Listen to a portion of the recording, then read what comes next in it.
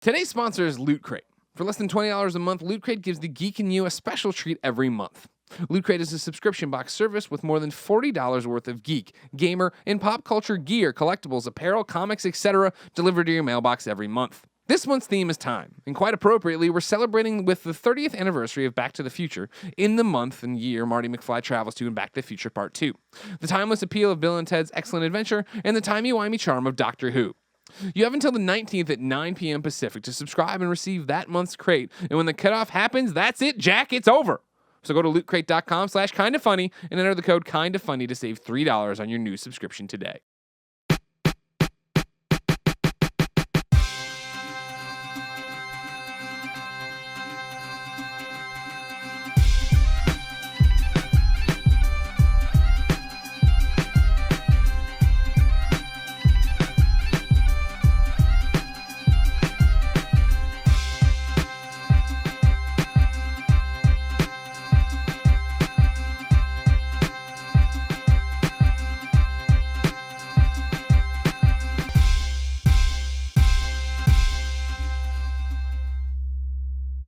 Good evening, ladies and gentlemen. It's I, Greg Miller, co-founder, CEO of kindafunny.com, here on the set of the Kinda Funny Gamescast, and you may be saying this is an awkward beginning to the GameOverGreggy show, and I agree with you, it is an awkward beginning to the GameOverGreggy show. I come with terrible news for you, ladies and gentlemen. Today, Kevin opened up his computer and discovered that he did not have the first 5 minutes of our show for the GameOverGreggy show. Now, at which point we said, oh, Kevin, how cute. I'll open up the backup files and get the first 5 minutes of the GameOverGreggy show. I opened up the backup files, no 5 minutes. The first 5 minutes, gone. And now you might say, you didn't click record. We clicked record. The numbered files show that there was a file before this file, but it mysteriously disappeared without any interference from anyone else in the world. So the Lord Jesus Christ himself came down and smacked this file back down to hell. And I wish I could explain when this happened. I wish I could have seen him do it. I wish maybe that I wasn't having sex out of wedlock all the time, and this is why it was punishing me like this. But some things can't change, ladies and gentlemen, and we've lost the first 5 minutes of the GameOverGreggy show. Now, you might say, no big deal. The first 5 to 7 to 20 to 30 minutes of the GameOverGreggy show every week are just bullshit. It's just you guys sitting around talking about mocha lattes and whatever the hell Kevin's mad about this week. But here's what I'll tell you, ladies and gentlemen. This is an especially bad time. Kevin, how many shows we've done? 96. This is the 96. God dang it. We've never had something like this happen before.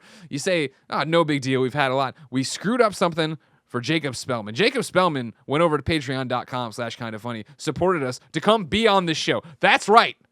1 out of 96 times we had to screw up the one time we had somebody who paid to come be on our dumb show. So, ladies and gentlemen, welcome to the show, Jacob Spellman. Yay. Hey, Jacob, how are you? Doing good. How you doing? Good. How mad at me are you? I'm not mad at all. You guys have technical difficulties over there all the time, so it's not a big surprise. Yeah, but that's not an excuse. Like, I hate the technical difficulties. I hate that that's an excuse for us. That's one of the reasons, and the garbage truck on fire and all that. It's not cool to me, damn it. Well, it's fine to be part of the process. At least I got to be part of one of the misfunctions, so it's all... Well, I mean, that's true. You're on a show that's making history. Yeah. This has never happened. I'll tell you right now, there's never been a GameOverGreggy show that opened with a guest that's a one-on-one Skype interview. Yeah, so... So, luckily, like I said, we only missed the first 5 minutes of this show. So we just missed the normal rambling trash we talked about. So tell me, what did we talk about? What was our rambling trash? What were we talking about? I think Colin was talking about the word brick and how it hails from the East Coast. You're right, that was the thing.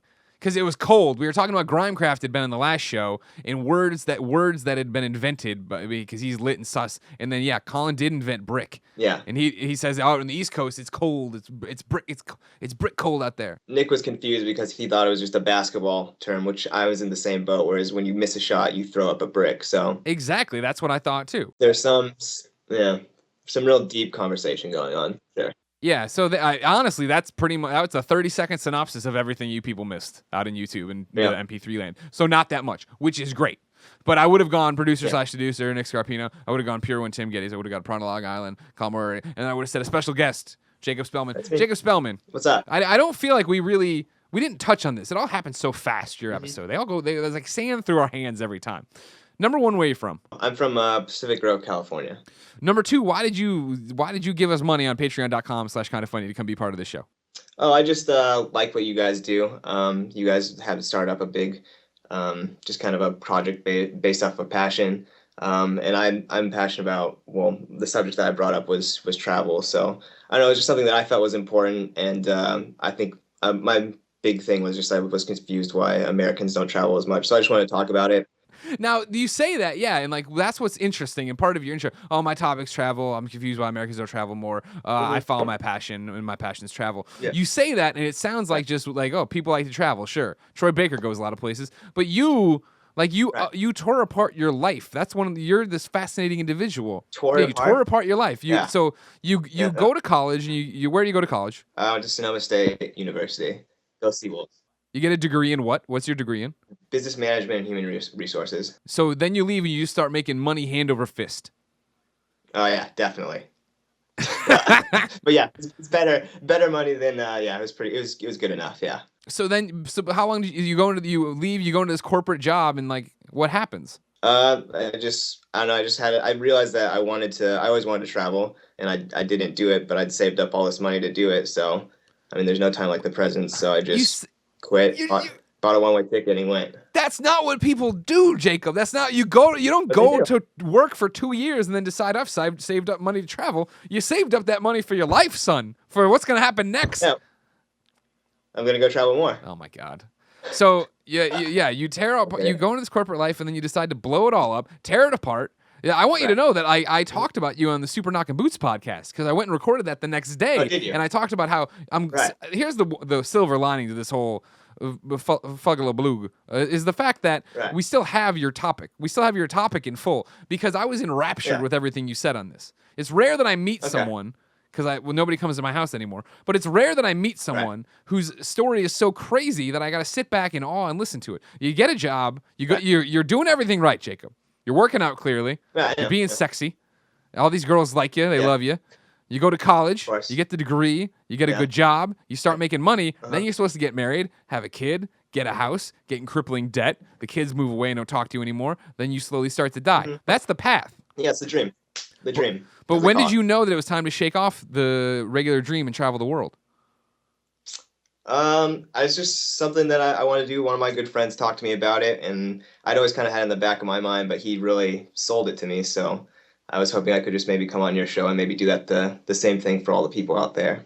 Well, ladies and gentlemen, that's exactly what he did. If you didn't know, this is the GameOverGreggy show. Each and every week, sometimes one person through Skype get together and bring a random topic of discussion for you. If you like that, head over to patreon.com/kindafunny. Give us some money, and you get each and every episode early. Then, if you don't want to give us any money, we totally understand. Head over to youtube.com/kindafunny, where you get every topic broken out day by day, topic by topic, until we post the entire thing for free. I didn't do the table pound by the right way, because it's just depressing that you're not here to pound on the table with me, Jacob. Yeah, I appreciate that. I missed it anyways, so it's all good. I know. That's we can hide that. And maybe I won't spoil it. Maybe at the end of the episode, Jacob pounds it out like nobody's business. Of course. Just throwing it out there for you. So we now join the GameOverGreggy show in progress, where Jacob is just caught up on the fact that, yes, he had this perfect life with money and security, and he decided to throw it all away and travel the world. Jacob, thank you. Greg. It's always a pleasure. And thank you, ladies and gentlemen. It's always a pleasure with you, sir. Let's join the show. It's not the best decision. Sucks. Yeah, it's just real bad. No one tells you how bad it is. So I just kind of went on this epic quest of avoiding adult responsibilities. I bought a one-way ticket to Southeast Asia. I tooled around there for like 6 months. I got a working holiday. Wait. Did you have like a house? Did you know where you were going? No. I just bought like a ticket and just kind of You just out. went. Yeah. So I was like, maybe I'll stay for 3 months, maybe 6. A year and a half later, I finally came home. So. How much did you have money going into this? Oh, yeah. Okay. I mean, I didn't have a life when I worked my corporate job, so I saved up a lot, and then I was like, okay, maybe I should spend this. How much money do you need to be able to make that type of thing? Because I know a lot of people that are trying to go to do trips, and they're like, they're saving. It sounds like it's a shit ton of money. It's not a lot. No. It's like if you go to like third world countries and stuff like that, it's super cheap. Like that's not necessarily for everyone. If you're going to Europe or something like that, it's definitely more expensive. But I lived in Australia for a year, and governor! Just like that. Greg, It's exactly how they sound. The epitome of the third world country. Yeah, exactly. Australia. That's why they call it down under. This is true. And I had a working holiday visa over there, so I actually worked while I was over there. And places like that, you need some sort of income to like travel around. But yeah. Now, what type of work did you do? So my first job there was a door-to-door salesman. So I did that, and then What were you selling? Groceries. This is weird. Yeah, it's like a delivery service. They like people deliver. on- Yeah, That's yeah. not a salesman. That's a delivery service. No, but you Those are you have to sell the service to people. So you're going around knocking on people's doors. I basically used it, like they gave me an iPad with internet, so I would just go to a park and look for other jobs while I was there. But like it was just basically I just knock on people's doors. They'd invite me in. I'd be like, I'm not gonna sell you this, but I need the money. So I would do that. How many like housewives open the door and they're like in negligees and such? Not a lot. No. Not a lot. No. At some point, did the following happen? Okay. You had sex with a housewife. I did not have sex with a housewife. Houseman. I know. No. House husband, I guess. House No. 18-year-old. Or I guess The it's- house. The house? Yeah. What are you doing? Get out of here, you crazy American. Giving us all a bad name over there. Yeah. But Well, yeah. I have a question about this too. Okay. You weren't trying to sell, but did you make any sales anyway? Yeah, I did. Of Okay. course. Yeah. I mean, it's a great service already, I can tell you. Oh yeah, it was good. It's burning hot outside. I don't want to go outside No, in no. Australia. You just send me the food. You Sure. get a sunburn just by walking. Yeah, Right? Yeah, it's exactly. terrible. Yeah. She might get attacked by a kangaroo. They're everywhere. very vicious. Is that true? No. Are they just chilling? Well, they're there. Yeah. Okay. Yeah. Do you see any kangaroos? Do you make any Oh, yeah. friends? I worked on a golf course too, and there was like kangaroos everywhere. It's like Jurassic Park. They just kind of like hopped around and stuff. It's tight. That's the best statement ever. Yeah. There's kangaroos everywhere. I was like- Tim's eyes just I lit was just up. driving He's around my like- little cart, around the golf course, and there'd just be like a herd of kangaroos just hopping next to me. It's tight. Yeah. That sounds tight. I Yeah. like that. And then Until they eat each other. Yeah. They're vicious. Kangaroos, I mean, they seem like they can fuck you up. I've never They seen one can. fucking No, they anything up. can. But like, you see them sometimes. I've seen pictures. I haven't ever actually seen a kangaroo. But they look like freaking wrestlers. yeah, You know? they're jacked. They're jacked yeah, as fuck. yeah. That's why the whole boxing thing comes in. Yeah. Get a box of kangaroo. But they're not the scary thing. There's scarier stuff in Australia. What's scary? Spiders. Spiders? Yeah. The spiders. Yeah, I had a huntsman spider in my house, and they're like literally like this big. So See, that's at like that point, does it? evacuate the premises. Yeah. At that point, situation. does the thing just get your house? Was like, it? oh, you won. Like you got You're it. the landlord. they, now, bye. they became new roommates. They were just kind of like hanging out here, hanging out there. They- Yeah. Oh, No Lord. thanks. Did you How kill did you it? react to No, this? I tried to kill it, but you can't kill him. It's Like tough. unless you have a Don't do fire it. axe. or Yeah, some yeah. sort You of don't want to double-barrel do it. shotgun. You don't want to fuck with those things. Spider catches the axe. You've Like seen a the ninja. picture of like them or like the video of them like jumping off the walls of people trying to catch them, right? Have you seen my those before? God. No, Oh, they're it's bad, yeah. This There's already like makes guys me like feel slowly tense. coming up Yeah. and then it jumps, yeah. yeah. All Does right, it- good topic. Next topic. That's Getting terrifying. anxiety over here. Yeah. That's I terrifying. hate spiders. Well, was there any cool animals? Oh yeah, like there's echidnas. Like wall- Knuckles? Yeah. Only he doesn't look anything like that. Oh, Yeah. I don't know what a real echidna looks like. Yeah, it's just kind of a dumb-looking hedgehog. Yeah. Yeah, Knuckles. Well, Australia's been isolated. There's all sorts of weird animals that evolved there. Yeah. The man o' war, I think, is in the ocean, right over there too. The most deadly. The Man of War? The man o' war. It's a deadly like small. Yeah. Octopus? The little the jellyfish. Yeah, the Oh, small jellyfish. jellyfish. Yeah, it's as big as your pinky. Like I went to. And it can fucking kill you. Yeah, I went to this place and they're like, it was like this beach and like, okay, you can go in the water, but here's your stink suit, so put that on before you go. And so Stink suit? you're just like dressed in like all black, like No, It's like, see, okay. right there, I'd be like, you know what? I'm good. I'm just gonna not stay gonna go in the water. beach. Yeah. I don't need a sting suit, thanks. Yeah. I'm good. Not gonna Yeah. get in the water. That's like, hey, here's you're going to Starbucks. Here's Yeah. your bulletproof vest. It's Alright, gonna Let's get throw it rough. in there. All right, so sorry. Southeast Asia. Yes. But wait. Australia's not Southeast Asia, so I'm curious No. where Well, I'm curious yeah, where I was you doing were. the Indiana Jones. Oh, one. So okay, well, do you want to need know to how see I it? got to Australia? Is Yeah, that- You okay. could back up a little bit. Okay. Because you were talking about third world countries and all that kind of stuff. Australia is not It's a third world definitely not. country. in No, it's Southeast very Asia. developed. Yeah, It's so I'm very curious. What did you go to, like Vietnam or Laos or something like that? I went to Thailand, Cambodia, Laos, Malaysia, Singapore, and Indonesia. Wow, so pretty much everywhere. Yeah, How many tuk-tuks did you take? a ton. Yeah. Too many. Yeah. Tuk-tuks are awesome. What are they? I don't know what you're talking about. They're little... Like motorcycle cabs, Yeah, basically. motorcycle Oh, cabs, okay. basically, yeah. Yeah. So. And how much did it like? All right, so Malaysia. How much did it cost you to live there for a month? Like, It's not expensive. Like But what is your quality of life when you're in Malaysia, not spending money? Because this is It's- why... let him I asked answer that the 'cause question. I Let went him to- answer the question. Yeah. first. All right. So I'm it's- curious about the number. He's taking no further so questions. there's you can stay in hostels, which aren't that bad. Like if you want to stay in a place where there's a bed and air conditioning, you can probably spend like roughly probably like $6 a night. So like Okay. so staying there, like if you really want to spoil yourself, like $10 a night will get you like a really nice place. Holy shit. Yeah, like you can just like it's really just a place with a high barrier to entry because the plane ticket is what the big cost is. Once you get there, it's just kind of you can just do whatever you want. So yeah, it's really cheap. Like doing anything is like my first month in Thailand, I didn't even hit my rent that I was paying up in Santa Rosa. So like my rent alone up like in California, I didn't spend that my first month over there. So Wow. it's super cheap. It's affordable. You can still do a lot of cool shit while you're over there, and because it's so cheap. And then yeah, there's just a lot of stuff to do. And then like the best part, I mean, there's cool stuff to do, but like the best part of it is meeting people. Like it's a really good way to interact with people. You're kind of separated from technology and everything, and you can just kind of connect with people in different ways, and it's just good for like globalization and everything. Like you get to see how other people live their lives, and you get to meet people from like I didn't really understand like what was different between British people and Australian people until I actually met them. I was like, oh, it's just like the United States, only they talk funny.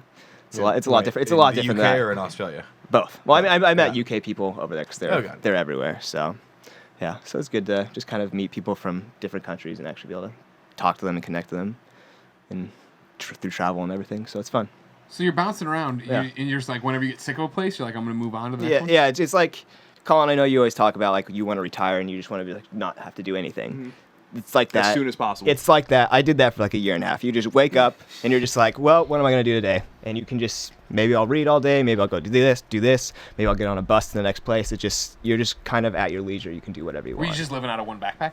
Yeah, I had a 45-liter backpack, and I lived out of that for a year and a half. Jeez Louise. Yeah. So that, but see, I wouldn't be able to exist in that. I would get decision paralysis. There's too much stuff to do. I would just end up doing nothing every single time. It's just like Netflix. Yeah. Where I've got too many things, too many options to pick from, and I would be useless. I need structure. Well, yeah. I need to know that if I don't have like 50 things to do, like if I don't have Tim and Greg and Kevin texting me at midnight saying, hey, I need this lower third name bar for our guest that I totally forgot to ask you about before you left, but now I'm going to interrupt you during your wife time. Okay. Yeah, midnight's wife time. That's right. It is midnight's right. not wife time. Midnight's key prime wife time. No, not for Nick Scarpino's wife. And my wife's She going to knocks out at like 9:30. No, that's like midnight. Midnight's right around the time I'm going to bed. 11 o'clock's more like play video game time. So yeah, but that's my thing. It's like that's the thing with me with travel is that it seems harder than it needs to be. Like it seems like you would get out there and then you just have to make a bunch of decisions. And you have to figure out how to feed yourself, and then if you screw up, you'll die. You won't. Or get put into a Thai prison. Yeah.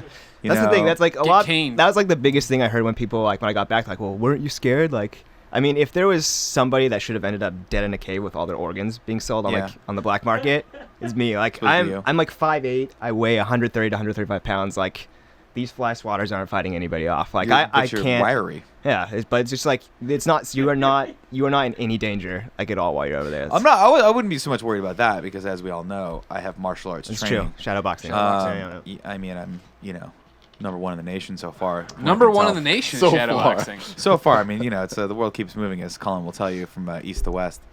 But I would be more worried about not being able to. I would be more worried about getting into a position where I'm like, shit, I'm out of money, and now I have to sell my body. Well, that happened. To the night. That happened actually because like when I went to Australia. Wait, Hold on.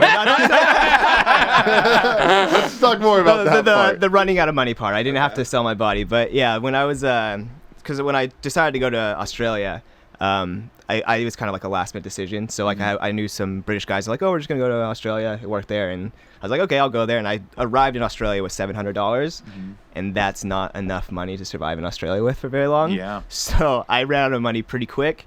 And I got to a point, I landed the door-to-door sales job, like right when I'd paid off my last week at my hostel. So I had $2 in my pocket, and I went down to my hostel. I remember I bought like this bag of salted, salt vinegar chips. And I just sat on my couch. I'm like, it's gonna be interesting how this plays out. And I started my job the next day. I did the door-to-door sales thing. I made enough money to pay off my hostel, and I had $25 to buy food. And I just did that until I found another job, and then I just kind of worked my way back and started traveling around Australia. So the first month there was pretty rough, but and then when you're traveling, are you getting jobs in these other places that you're staying? Not in like in Australia, yeah. So I lived in Perth, Melbourne, and Sydney. And then I kind of traveled around to like Brisbane, Cairns, and Tasmania as well.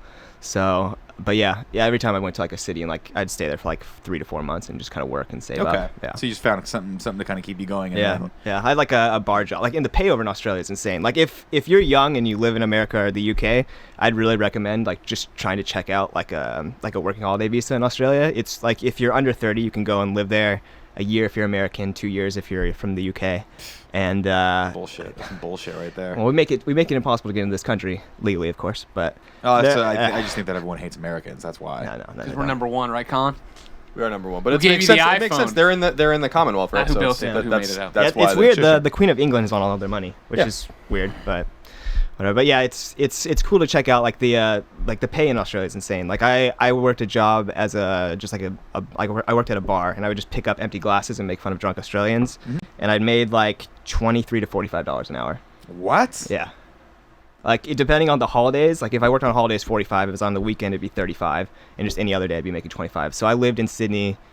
I was working maybe 3 days a week, and I would just be able to live. Damn. And it wasn't like I was living a luxurious life. I don't want to throw that out there. But if I worked like more, I probably could have been living pretty well. But just for what I wanted to do, just kind of like cruise around just to everything. subsidize. That's awesome. Yeah. Did you have a girlfriend going into this? Do No. you have a girlfriend now? No. How was that experience, not having a girlfriend, being single That's good. around the world? Yeah. Oh, it's good. That's good. Real Cool. good. Yeah. That's fun. That I feel American like- accent. I feel like it goes without saying that he didn't have a girlfriend or a significant other. I mean, going into this I don't because know. Things There's happen. no way that I can It's- live for it's $700 a day with my wife. I need more than that. If we were like, for instance, you talk about how it's cheap to travel to Thailand. Not my experience when I was on my honeymoon. Yeah. Well, it depends. Probably because I stayed at the Four Seasons. Yeah, if you're staying in nice places, then you're kind of taking that out the window. That was a pain in the ass. I was Yeah. like, oh, it's going to be so cheap when we get there. But How we much went was to it?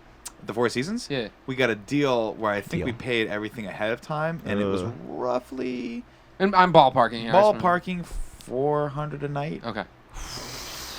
Yeah, it might have been more for the weekend. Hey, it's your honeymoon. No, Live it no, up. we Yeah. splurged. Oh, yeah, Yeah, yeah, you to go be fair, big. yeah, we saved and we splurged. It's not something we're going to do all the time, but that's my. You're only gonna do that once, maybe 3 times in your life. I do. Well, I mean, no. I mean, like that's the problem with me right now. Is currently like in order to travel. I'm doing it once. That's it. I'm not doing it again. In order to travel, though, it's unfortunate, but I'm in a place in my life where, especially with my significant other, that she wants to have some level of comfort. And so what Yeah. you're talking Oh, yeah, about yeah. is the fun travel that everyone ought to do when they're in The their young, early yeah. 20s. How old are you, or how old were you when the trip happened? I left when I was 24, going on 25. I'm 27 right now. Okay. So, yeah. Gotcha. Perfect timing for that, right? Yeah, so exactly. you did sort of what you were supposed to quote unquote do. Yeah, supposed which to, was yeah. go to. I mean, I assume you went to college or school. Yeah. Graduated, got the corporate gig, and then of course the next step in your life was going to be to find someone and immediately have kids with them, and then be Yeah, the miserable for American rest of your dream, life. right, it's yeah, American yeah, dream. And then maybe go on to a second or third divorce to the point where you have no money for the rest of your life. Yeah, which is great. That's how we do it here. That's That's what we how wanna the do. economy keeps going. Mm-hmm. So I that's where you say, oh, let's travel, and I immediately get that anxiety of like, oh man, this is going to cost me so much because I have 2 plane tickets, I have hotel stays at nice places, because when I like to go out there. And when we went to Thailand, it was fun because you'd go out into the heat and the craziness and the chaos, Right. and you'd see that, and then you'd be like, okay, this is really overwhelming, because I'm sure you're familiar with. Yeah, it's culture shock Thailand's is overwhelming. Yeah. They just have a ton of people, especially if you're in Bangkok. It's all kind of like on top of you. There's Yeah. a smell factor that you have to think about that you don't think about when you see pictures. Yeah. And it's awesome. Don't get me wrong. And like, Yeah. if you want, you can get away to one of the 3 gigantic mega malls that they have there, or you can Yeah. go into the world and see some of the temples and some of the cool stuff. Yeah. But it was nice to come back to like, hey, Mr. Scarpino, how you doing? Like, Right. do you need anything?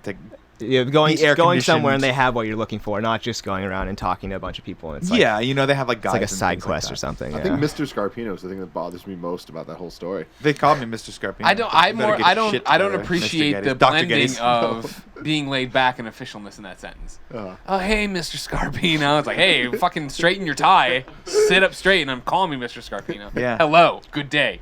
You don't know anything, Thailand. Do not leave the room until I've told you to leave the room, and never turn your back to me. That's how I roll. But no, I always thought about that, and I had a lot of friends that did that, right? Like they would either take a year off college to go do a summer abroad or a year abroad or something like that, or they would. I had a couple of friends that like literally were like, I'm not going to get a job. I've saved up some money and I'm just going to go. But that I was always way too. I guess conservative to do that. I was like, no. You're gonna run out of money. You're gonna have to sell your body to the night, just like the Police song. Yep. And you're not gonna be able to come back. And I guess the thing that scared me most about doing it was like, I'm gonna be behind everyone else that entered the workforce and went into it. Now, I can tell I tell people without a doubt that it's probably an invaluable life experience that you should get because you have the rest of your life to go and check into a cubicle under fluorescent lights and fight for promotions and fight for climbing the corporate ladder if that's where you go. So give yourself that year, give yourself those 2 years, because you seem to be happy with it. And your tan hasn't faded yet, so that's good. Yeah, right. Thanks, though. I appreciate it. But Greg, I feel like you're with me on this one, where it's like, given the opportunity, if I said I can give you a month to go travel the world or just stay home and do nothing, what would you do? Nothing. Big time. Yeah? Yeah. No, I don't want to go anywhere. I don't want to do anything. That's Have the you thing. though? Because I mean, that's obviously right where I'm at. Like, everybody knows that I don't want to do anything. Right. But like, Have I? you done the traveling things? Because I've never been out of America. Oh, no. Yeah. I mean, you figure I just went to Mexico not too long ago, which wasn't, I mean, it was a resort, so whatever. We did that week in Japan 2 Thanksgivings ago, right, where we went out with Scott, Cindy, Shuhei, Warren Price, and all them and hung out for a week in Japan. That was awesome. I'd love to do that again. But, yeah, like, I just don't. feel that pull ever. You know what I mean? Like I look at photos of Thailand, I'm like, no. Yeah, looks really crowded, looks really hot. It's really hot. It's funny though, because I actually feel It's kind of rad, bad about it. Like I feel like I'm doing something wrong because like I see him talking about shit and like he sounds super happy. Well, and I know, feel like there's a lot funny. of other motherfuckers that are just really judgy about it, that, to the point that I feel like I'm living wrong. Where I'm like, You're not. shit, is it messed up that I do just like sitting in front of my computer and watching YouTube videos? Like about anything. It's not like I'm just wasting my life away. I am, but it's like I'm learning shit. I'm like, I'm experiencing things. I'm enjoying stuff. Sure. Yeah. But I don't know. That's not to say I don't like going places. No, like I mean- Hawaii was one of my favorite places in the world going to. Okay. Being able to jump That off. kind of counts. I mean, I guess kinda. Hawaii's like the weird mix, you know, It's where the it's like stepson it's not of really America. America. It's tropical, it is. but it's westernized and like everything. I love yeah. jumping off cliffs and shit. Yeah, like that's fun. awesome. He does it all the time. It's a big. I'm We a have big to fan stop of it. him sometimes. Yeah. Like, It's Tim, gonna get that dangerous. doesn't have it But in I the just bottom I of the don't box. I don't have the drive at all to go.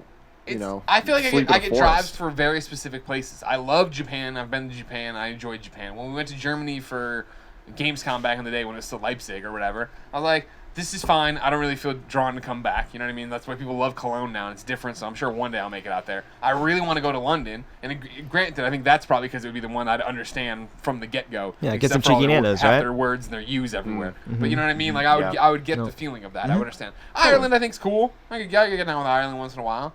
New Zealand all tucked away up north like that. That'd be a hard one Right to by go Sweden. to. Yeah, exactly. Colin, you just went to Iceland.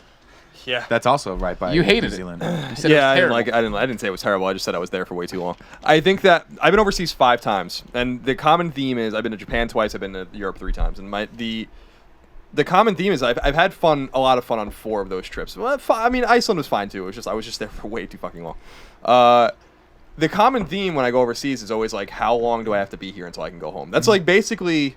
Like, the minute I land, I'm like, all right, this is fun. Even in Japan, I have a lot of fun in Japan, but I'm always like, all right, 3 days, 2 days, 1 day, and then I can finally go home. Like, I just don't like being out of the States that much. I just don't. It's not like, I know it's a typical American thing, but I've been overseas. I'll go overseas again. It's just that I don't really enjoy traveling. Like, especially in the United States, like, it goes for the U.S. and for overseas. I've been to a lot of places in the United States. Like, I mean, off the top of my head, maybe 30 states, right? Like, and maybe more, and it's just like, okay, like I kind of just want to go home. Like this is fun, you know. But like I don't have that travel bug. I don't have that travel gene. When I go to Canada, I feel the same way. It's like I don't count that overseas at all. I mean, it's not really like another country. It's basically the United States. But I just don't feel like being somewhere else. I don't. But is it different for you to travel within the United States versus, like, do you get a different feeling like when we went to Atlanta, for instance, which was Hotlanta? Is that different than if you're like, okay, I know I'm going to be gone? Because we were gone for what, 3 or 4 days to MomoCon? Mm-hmm. Is that different than saying like, okay, we're going to do like a week trip for you to Tokyo? I mean, granted, the air flight, but is the same concept of like being away? Does that apply to the United States versus outside? Yeah, or is it somewhat. just easier to travel within the United No, States? it's definitely easier to travel with the U.S. It's the currency. It's you can understand things. You know, I'll stick by it for the rest of my life. We eat the best here, but you know, especially in the South, I like we had our conversation on GameOverGreggy. I know people don't agree with it. I think Southern food is the best food I've ever had anywhere else. Period. In any country. And we know that we saw you trying to stuff like mac and cheese in your pockets before we left.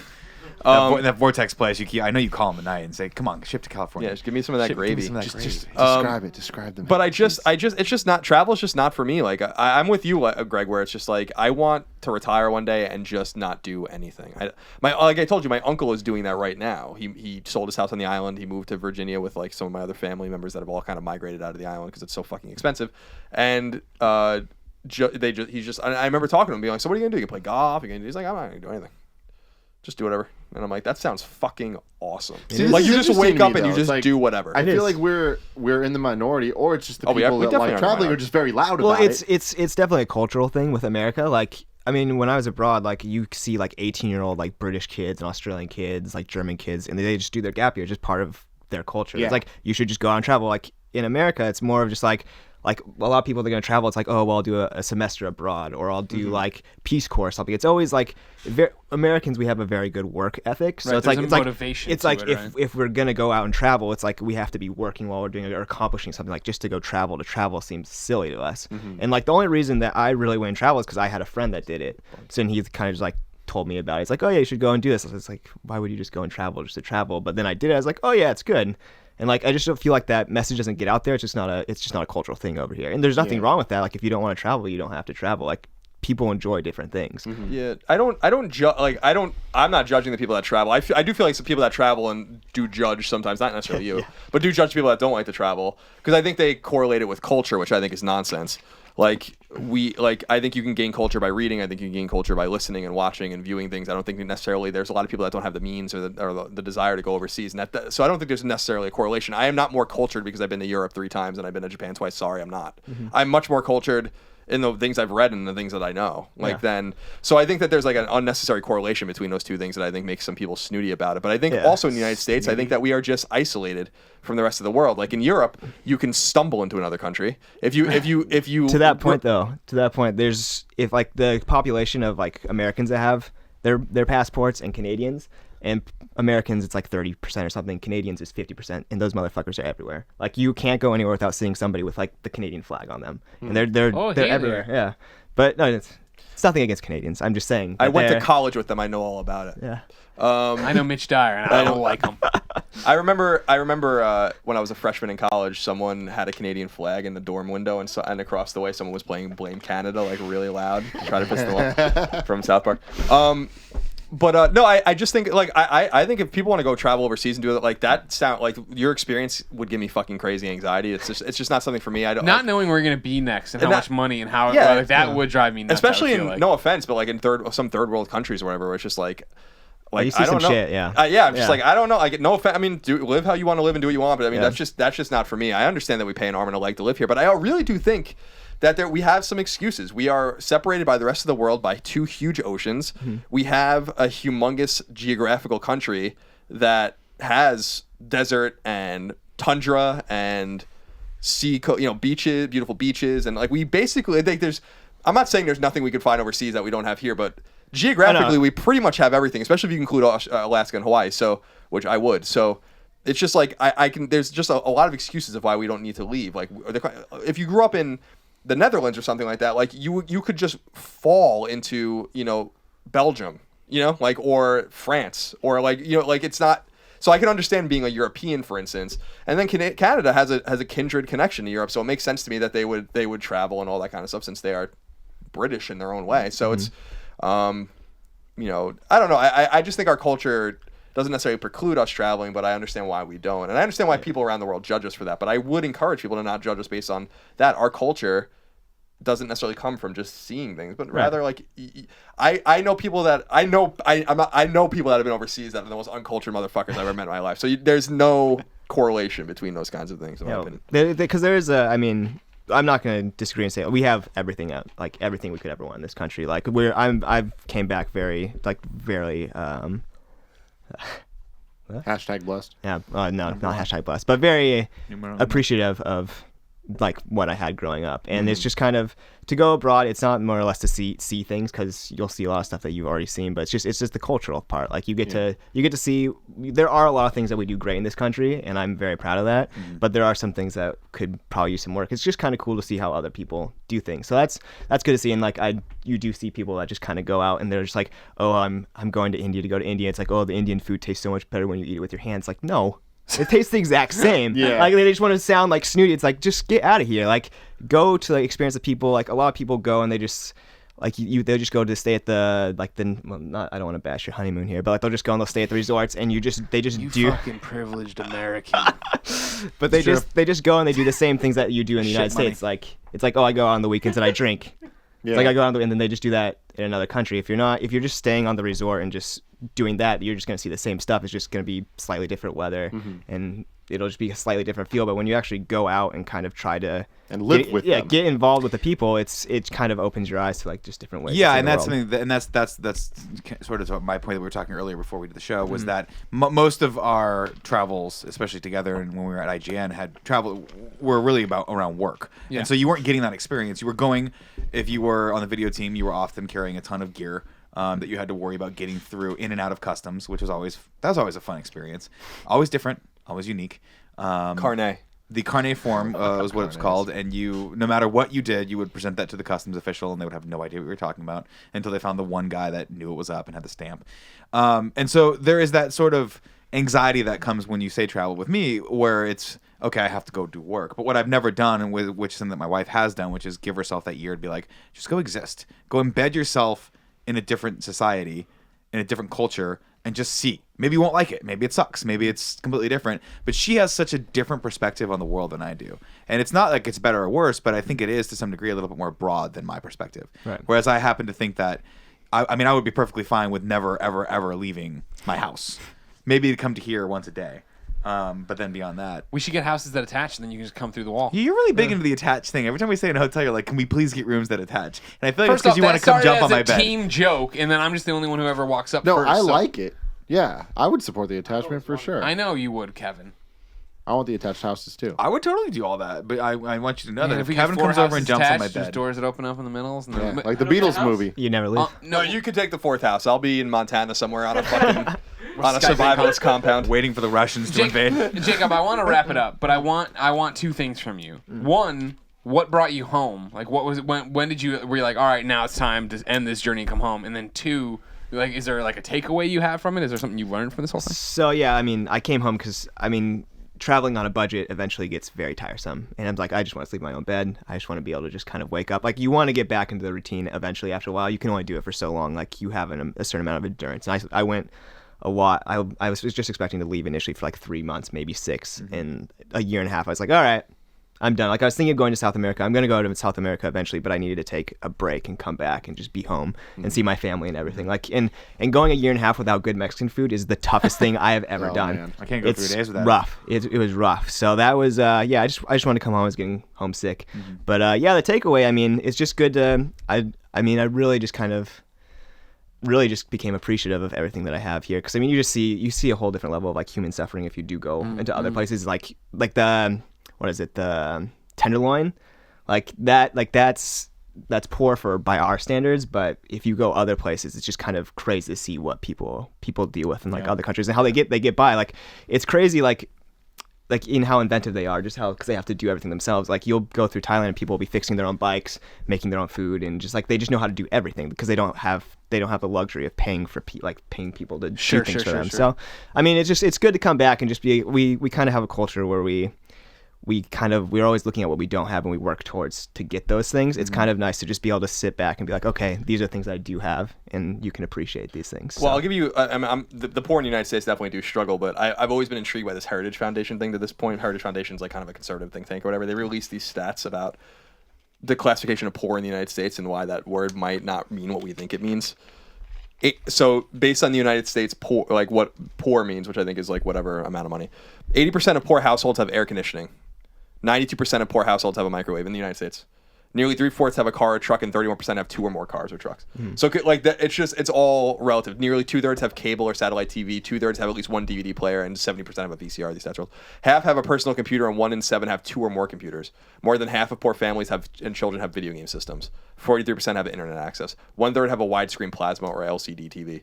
1/4 have a digital video recorder system such as TiVo. That's what it means to be poor in the United States. Yeah. So it is all different it is, standard. yeah, it's totally It's very like, relative, yeah. So it's I always go back to that Heritage Foundation thing. 'Cause I'm like, it's all when we throw that word around, we throw that word around very fucking loosely. You want to see poor, you know? Go to India. Yeah.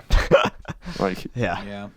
Well, welcome home, Jacob. Yeah, thanks. It's good to be back. Colin, yes. what's your topic? Why don't you bring my phone? So I'm gonna go back on my phone. So let me give you a little setup here.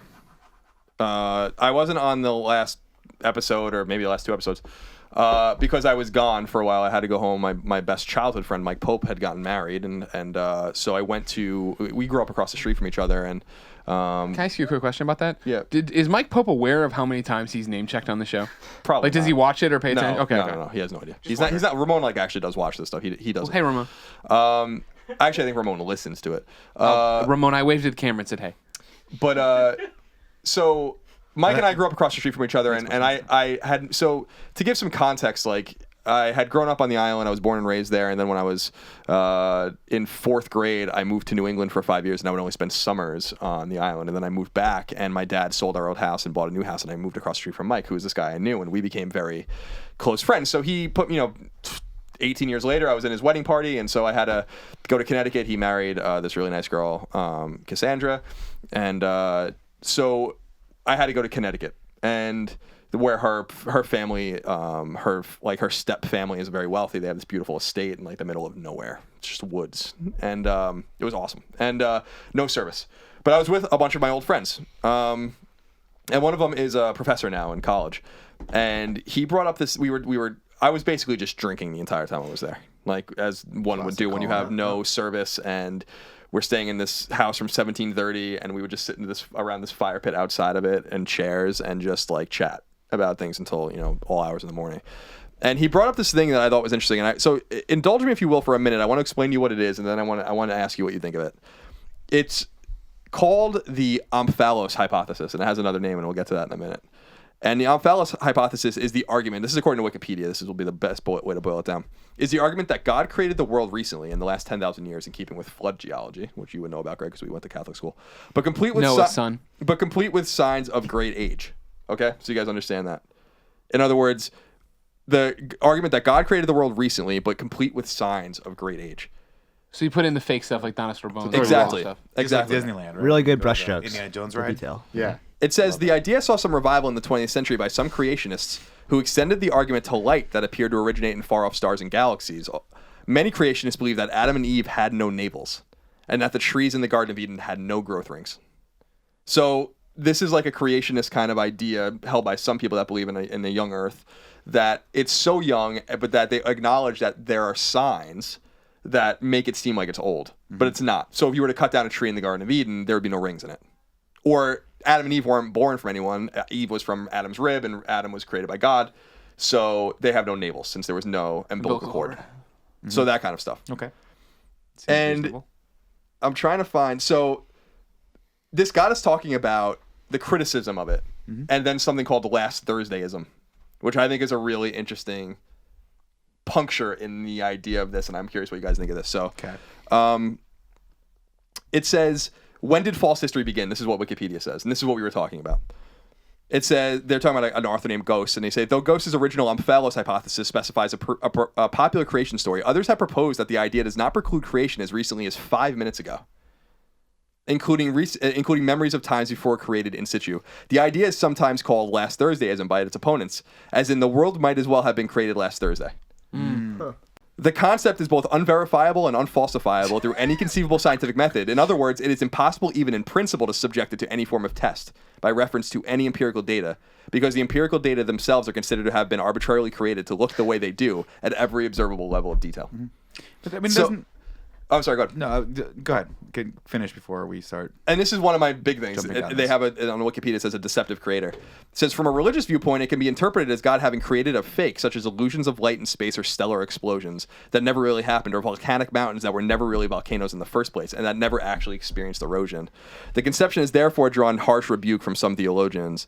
And then it says, I want to make sure I just... So you're saying the show never happened? Well, no. Last Tuesday's show. You have a false memory of this show. This is the false memory you're having right now. It's been fun, guys. Just like that. Yeah, right. Money well spent. Yeah. Colin used to looking things up. You can read a lot about it, but I was curious about that. So there's this idea, young Earth creationism, kind of gets into it, that because we were talking about dinosaur bones and all that kind of thing, about how people think those things, some people think those things were buried, and the idea of like, isn't that interesting that you could take this idea of like the Earth was created 10,000 years ago and God's tricking everyone, and it's like, well, you don't know that the Earth wasn't created 5 minutes ago, actually, based on the same exact principle. And I'm curious what you guys think about that. But hold on. See, that doesn't make sense, though, because it's a hypothesis, right, that it wasn't then. We do know it was 5 minutes ago. How do you know? The memory can be implanted in your brain.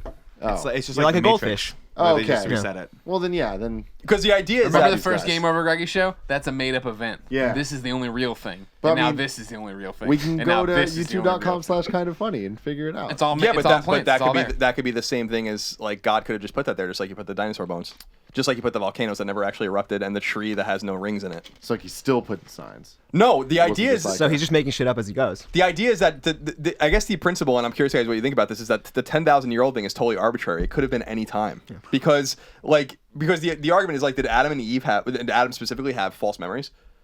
Did he know that he was created? Did he know that he didn't have a navel and that was weird? Like. I don't think he was thinking about that. I've never once thought about my belly button. To be I think honest. about your Really? belly button a lot. Yeah. I think not about once. mine all the time. I hate it. Yeah. The love my most belly thought I've button. ever put into my belly button ever was, oh, whoa, that guy's belly button's going out. Mine's not. I'm kind of happy about that. That was it. Okay. See, he's a fat guy. I can dig my finger in there real deep, and it comes out and it smells weird, and I don't like it. Well, I'm not smelling mine. I've but I do never, put my like, finger Oh, in you there. gotta thought smell about it. You gotta do it. Tomorrow when you're in the shower, before you get like all wet, dig in Yeah. there and smell your finger. It's not good. Oh, No, okay. I'm And not then trying maybe to it's just get a fat it, guy yeah. thing. Kev, you smell weird? You clean it though. Well, yeah, but it doesn't matter. Okay. It's gonna I smell. mean, I've cleaned it. I've cleaned, I take Are a you using shower head Q-tip? and I Yeah, do. every once in a Nah. while. Yeah, Q-tip the That belly would make button. me nauseous. No, Oh, I don't God, I don't Q-tip. like That would make that. me nauseous. Yeah. Not a fan of I that. don't like you, Kevin. I don't think that. I'm very thorough. I don't think I've ever smelled my belly button, but I'm gonna do that now from now on. It's bad. It's a bad smell. Don't It's do it. weird. It's kind of like when Kevin, you look I and- wouldn't. Don't do it like in front of us. No, that's real bad. Does it Delicious. smell like cheese? Delicious. Because you fucking Smells like Q-tip it soap. every Yeah, day. that's right. You Kevin, if Q-tip you- it 3 times a day, along with your urethra. You fucking Oh, weirdo. God, no. Ew. That's not gonna feel good. Kevin, if you had to pick a cheese that your belly button smells All most right, let's like, get back on topic. What with would it the be? music.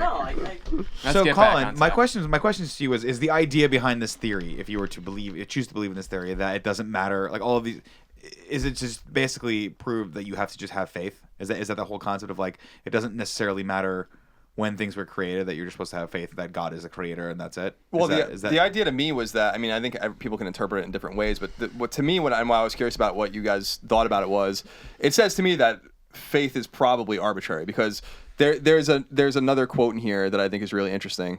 Let me find it here. Yeah, so this is from, I don't know, some writer says, God essentially created two conflicting accounts of creation, one in nature and one in the Torah.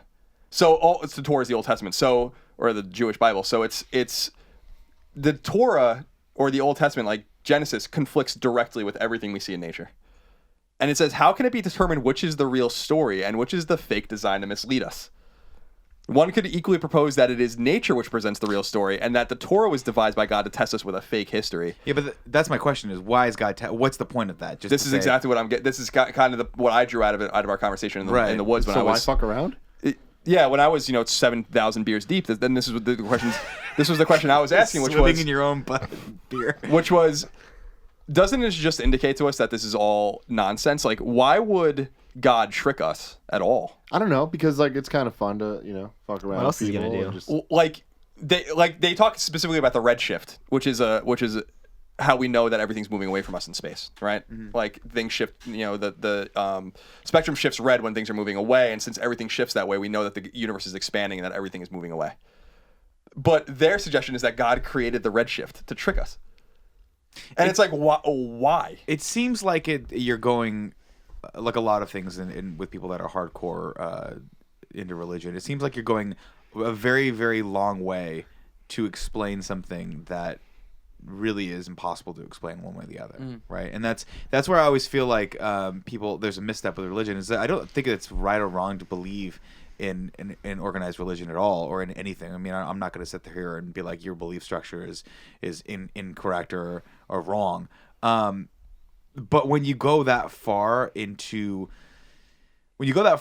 putting elements out there that cannot be disproven, then like why? What does it matter if you just believe what you're going to believe? If that makes sense, I mean, right? like it's very metaphorical.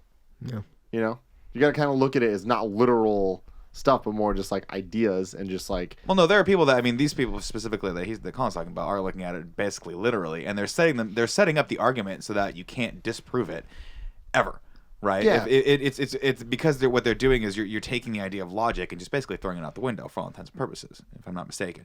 Like you're saying you can't, this thing that is out there cannot be proven by any scientific means, and or logic or anything. Therefore, we're always right. Yeah. But the inverse of and what Colin's talking about is the inverse of that argument is, or you're always wrong. Yeah. Because you can't. So it prove sounds like we're like God's boyfriend or girlfriend.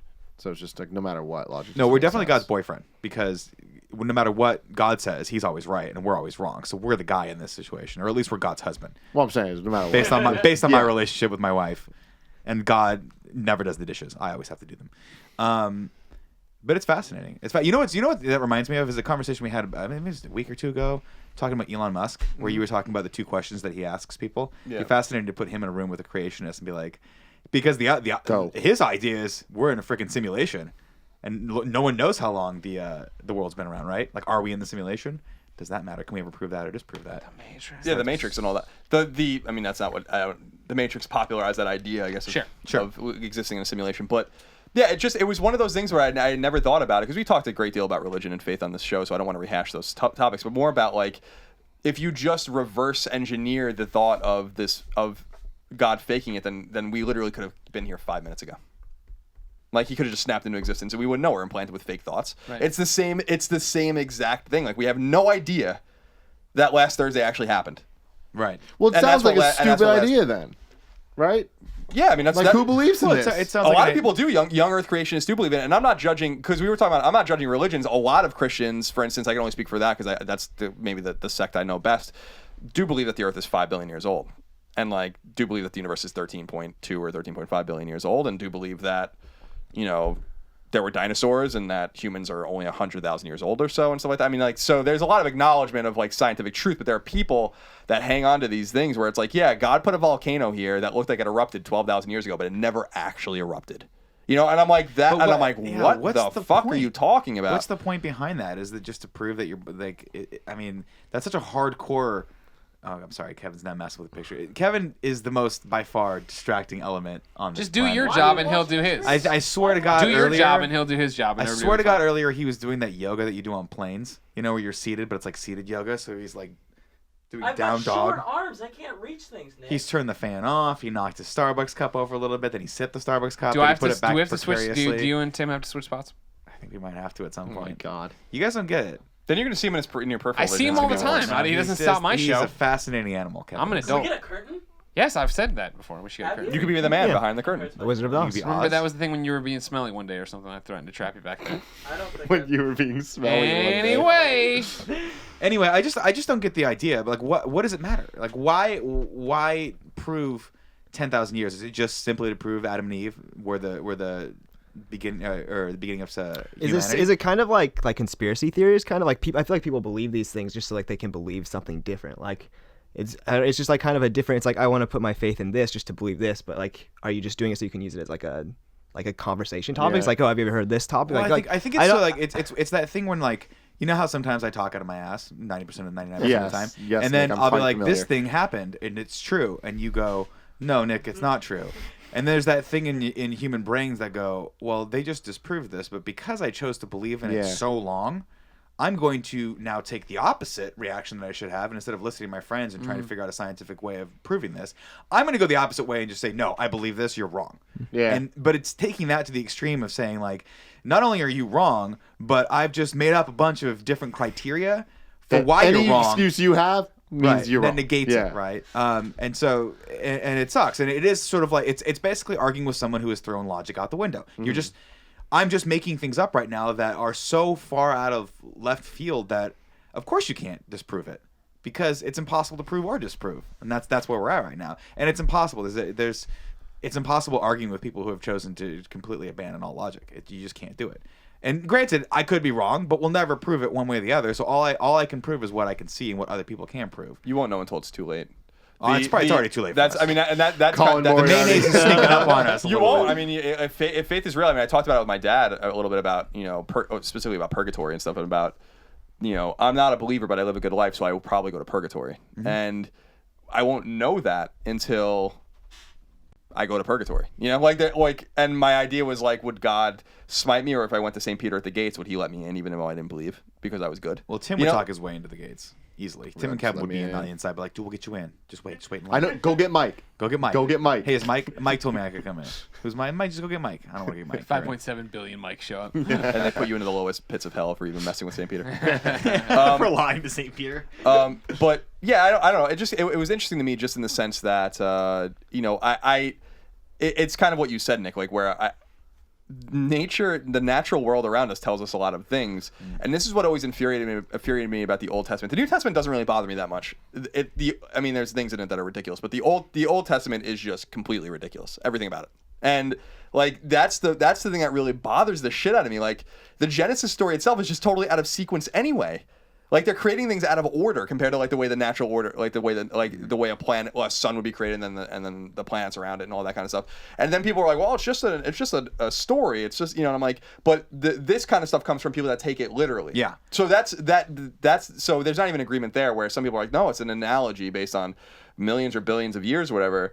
But then you get the human element in it with Moses and all that kind of stuff, and the the flood and Noah, and it's like none of it makes any sense. But there's like all of this stuff that just puts it together anyway in a way that makes the most sense to people. And to me, it's just like, I feel like the Old Testament, you can learn a great deal about the Old Testament. I think you can learn a great deal, especially about the New Testament, about how to live a good life. But maybe we should just acknowledge that these are old fables. And at some point, it doesn't mean that there's no God. It just means that these were written down by humans who then, we don't even know when these things were written or who wrote them. Yeah. Moses might have written the Pentateuch, but like we don't know, which are the first 5 stories of the books of the Old Testament. But we don't even know who the fuck wrote it. Yet we take it as gospel. Sure. Which is where that term came from. But we do know gospel refers to the New Testament. But we do know it was written at a time when scientific advancements didn't really understand the world around, and so you had to sort of fill in the gaps with something. Sure. Maybe that was your imagination. Most likely it was. And that's the thing that's very dangerous, is if you take them as allegories or you take them as metaphors and you take them as sort of a not literally way of living your life, then I think there's a lot more good to be had than harm. But when you start taking them literally, it becomes very dangerous to me and becomes very scary to me, because what it tells me is that you are not really paying attention to the world around you. You are choosing to sort of live under this blanket of like this barrier between you and the rest of the world, and you're just taking it. Blind faith in any way, in any walk of life, terrifies me. I don't like it. I don't like people that don't doubt things and don't question things. I don't like people that follow things without question. I think that I've chosen to surround myself with a group of people, and I always have, that constantly keep me on my toes with questions and doubt and keep me in check. Because if it weren't for Tim and Kevin, I would go on thinking that, I would always misquote Drake. Always. I would be constantly singing the wrong lyrics to a Drake song. Yeah. And that's a stupid way of putting it. Right? I'm drinking on the low. Yeah, drinking on the reg. Nope. No, see, it's wrong. That's wrong, and you know it's wrong, and you gotta check me on that. But I could sit here and argue that it's right. Yeah. You could try to prove it with Google, but I would just be like, no, that's a different version of the song, and you would never know. See, it's a ridiculous argument, and it's scary. And it's scary because that's not how you progress. That's not how we as a people progress as humans. It's impossible. You have to constantly be honest with yourself, and it sucks. And you have to look out there and say, oh shit, maybe some of the world just doesn't make sense. Maybe it's not fair. Maybe it won't be evened out. Right. Maybe that's just the way nature works.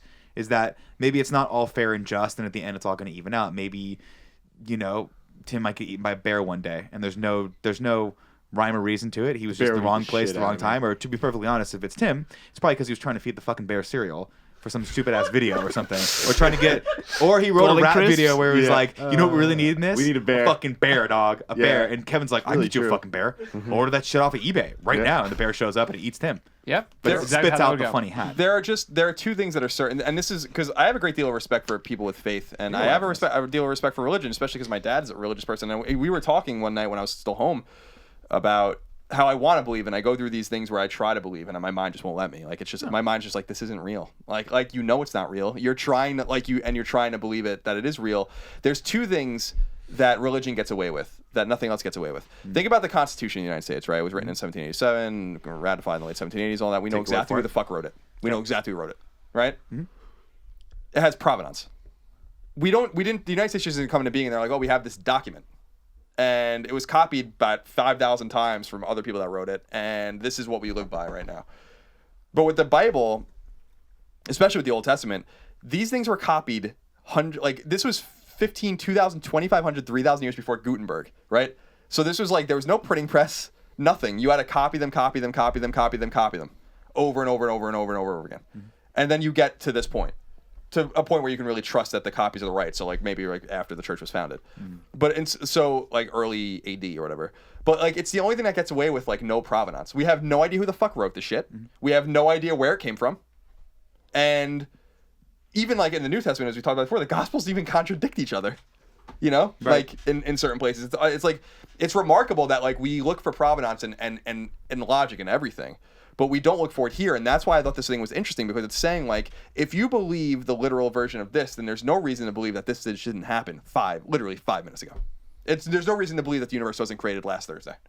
And I thought that was an interesting thing, and I wanted to bring that to you guys, because it makes, I had never thought about it in that respect, and to me it was quite thought-provoking.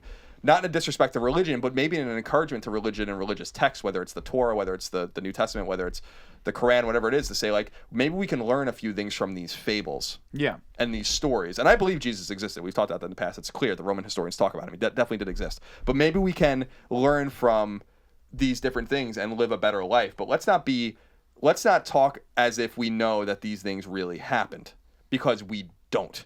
We know that James Madison wrote the Constitution. We know that the Magna Carta was the first, constitution of its kind, and who wrote it. We know that this happened. We know that this happened. But that shit, we have no idea if it happened, yet we believe it.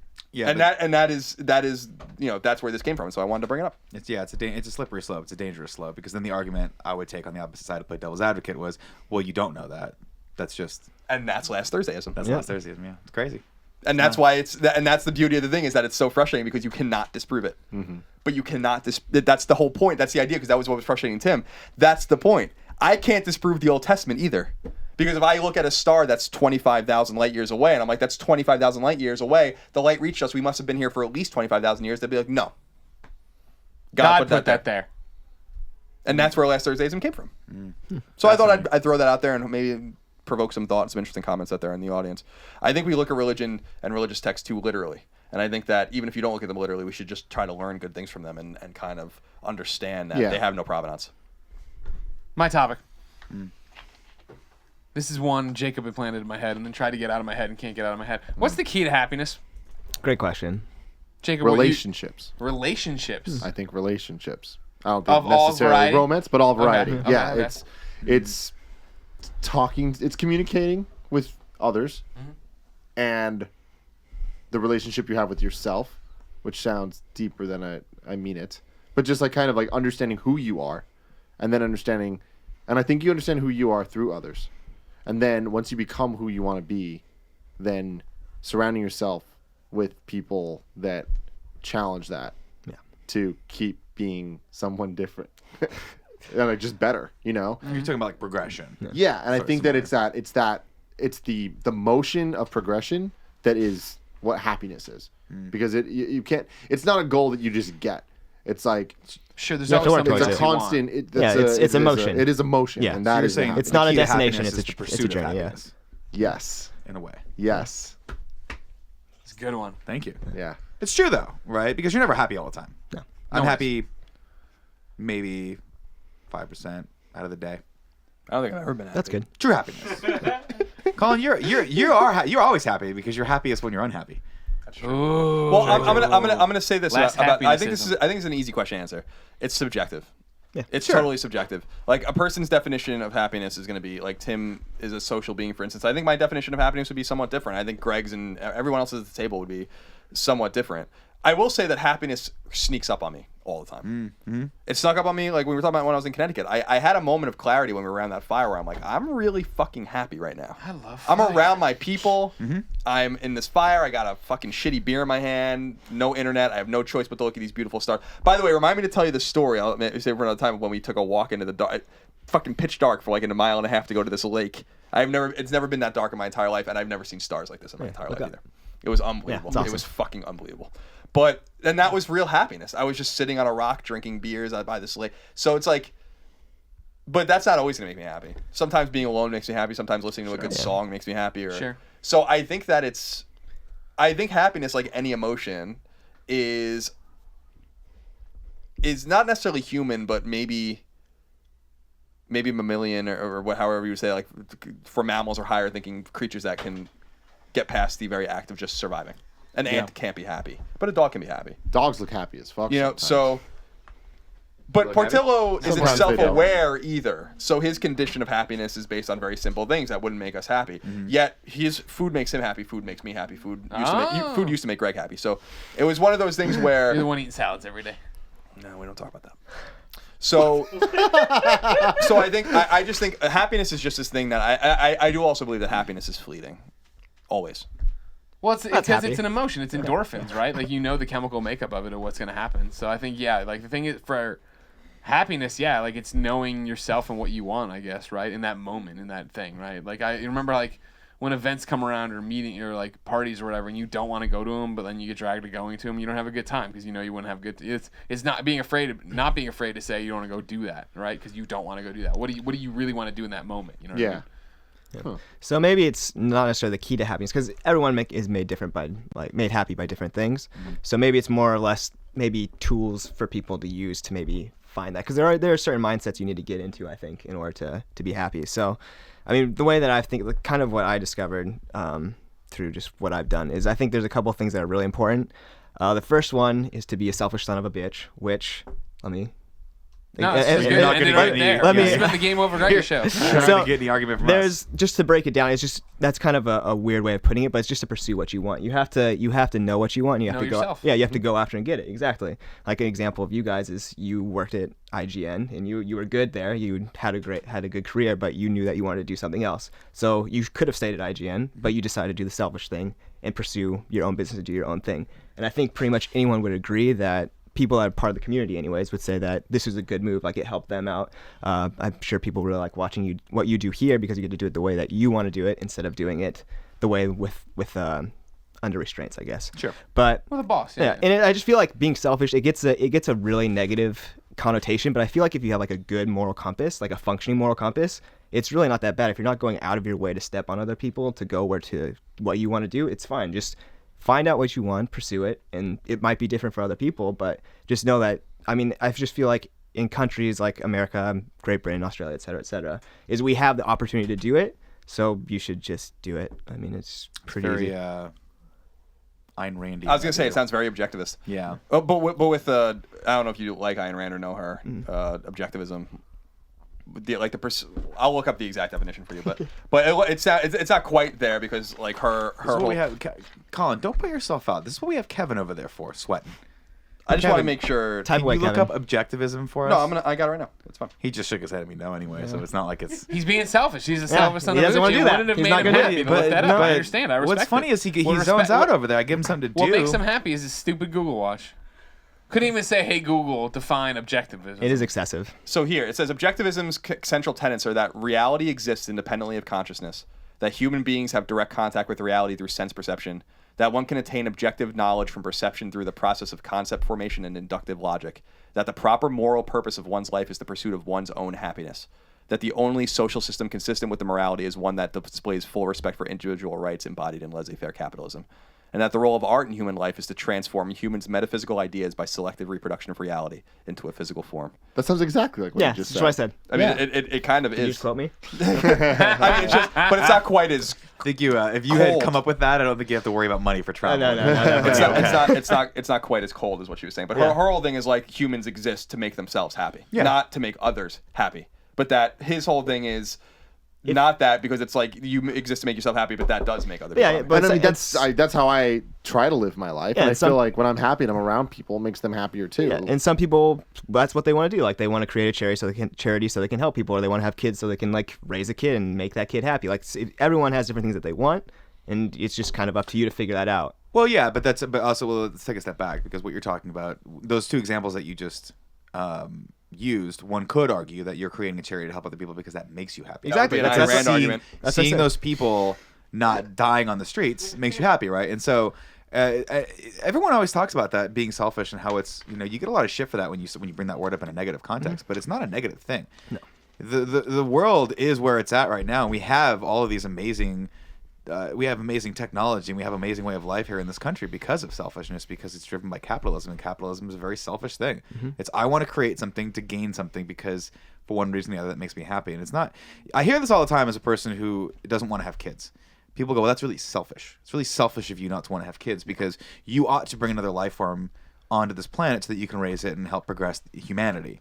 But what I see is a lot of people having children because they want to see a reflection of themselves in a smaller being and have something to carry on that little portion of themselves forever, right? In some degree, it's sort of a little bit of immortality, or it's just they derive some sort of pleasure from it. So that in and of itself is selfish. Both. I'm not saying that not having kids isn't right? You have, It if you is. have It's kids, very you have, selfish. If you have kids, you have to do it for the right reasons. Well, but even the right reasons are selfish. Even those Subjective, right yeah. reasons are to make you happy and to enrich Yeah. your life with a child. So, don't get me wrong. I mean, don't mince any bones about it. When I see, a parent that has twins at a Starbucks and she's not paying attention to those kids and she's drinking her latte, there's a fair amount of selfish nature that goes into that. Now, I'm sure she shows the kids love eventually when she chooses to. Eventually. No, when she chooses That's to. good enough, yeah. When she Eventually, chooses to yeah. interact with her child or whatever. And I'm using this as a hypothetical. I haven't seen this, since last Saturday. But yeah, I don't think that's wrong. And I think you're absolutely right as far as happiness is because at a certain point, there's the you have to do what's right for you. And it's especially the same in relationships. If you're not doing what's right for you and what's good for you in a relationship, well, inevitably what you're doing is you're basically living for that other person and you're headed toward Yeah, it's not good. disaster. If you're trying to make other people happy all the time and depriving yourself of happiness, you're not going to be happy. And then by doing that's so, you're just- going to make the that other that is person just setting miserable. yourself up for so much failure, and you're just Yeah. it's game over, kid. And we saw it a lot with our parents' generation, especially because I feel like, especially with my mother specifically, she gave up a lot to raise two kids, and I think that she goes back, and it's not a regret, I don't think, but I think she would have liked to have had a career, and I think she would have liked to have taken a little more time for herself over the years. And I'm not hypothesizing about that. I've talked to her about this, right? She's like, I love you guys, I love the kids. You guys were assholes when you were kids because my brother and I are assholes. Yep. But you were great. You were fine. You didn't break any major laws. But she gave up a lot to get you. I guys think there, she yeah. also would have liked to have a little bit more of a life independently of her family, and I think that's something you don't necessarily learn until you gain a little perspective with time. But to me, I'm the same way as you, right? I think the idea of, to me, happiness or what makes me happy is chasing after my goals, is doing the things that I want to be doing in life, and being the kind of person that I always knew I could be day after day, just building that momentum, like similar to what Tim's talking about, which is going after there and trying to accomplish things. That's what makes me happy. I mean, it's interesting you guys bring up the selfishness and all that stuff because I feel like everyone is selfish and that's kind of built in. That literally any decision you make, if you're doing something to benefit yourself, it's selfish in some way. It's more about once you understand that and once you're okay with that and you start living with that and making your decisions based on knowing that. I think that's when you're allowed to be happy. Yeah. Like you've now gained the right to be happy and you can start working towards that happiness, or else you're just like pretending you're not selfish, which is like you're not doing That's it right. not really human. You're not, you're not understanding what if it you're is to be a human, you're human. selfish. Yeah, Yeah. it's kind of our You natural. are, right? We do everything because we have to, because we want to, right? You eat. Why do you eat? You go, For shoot, you to die. live, You which die. is Yeah. selfish. You You would live, die. right? Yeah. So right, and there's Sorry, also point. that argument if you're going to go too far down the objectivist hole, which I don't know if we want to right now or not, Colin. But there's the I'm argument. always down for it. All right. Take us. There is that argument to take the charity, right? Where people are like, no, you start a charity to help other people because it's selfless. But can it be selfless? If it I were think that's the selfless, you would biggest be. argument. I don't think it if can. you're One do- would have to be miserable. There Like, are, I mean, miserable. doing there it. are examples of selfless people.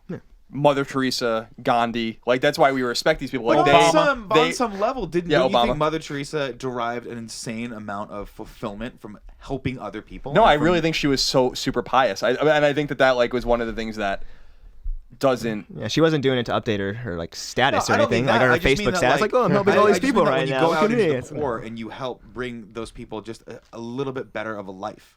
Isn't there something that you take a step back Inside and go, feels I good. accomplished You feel this. good I that felt you- good. I'm going to keep doing this because this is awesome. Yeah, right? for sure. And that's the whole. No, I agree with that, and I think that's the argument. It's just that there's not that many people like that because her argument, Ayn Rand's argument for me would be for charity to be like, you're helping someone, but it makes you feel good that you're helping someone. Yeah. So there's always like, and you do want credit for that. If you're helping someone, you should probably get credit for that. I mean, the thing about laissez-faire and capitalism, and especially just laissez-faire generally, is that Define laissez-faire. Laissez-faire. laissez-faire was an old like mercantile term that had to do with like hands off. So like a system that works itself with very little outside involvement and control. So laissez-faire capitalism is like hands-off capitalism, like live and let live capitalism kind of. And it's not a term we really use anymore because laissez-faire systems don't really exist anymore. For instance, there's a stock market with a bunch of controls on it, right? Like after 1929, although not enough to stop it from happening again. But capitalism is inherently selfish because what's lost on a lot of people with capitalism, and why I think it's somewhat of a beautiful system in the sense that it gives us.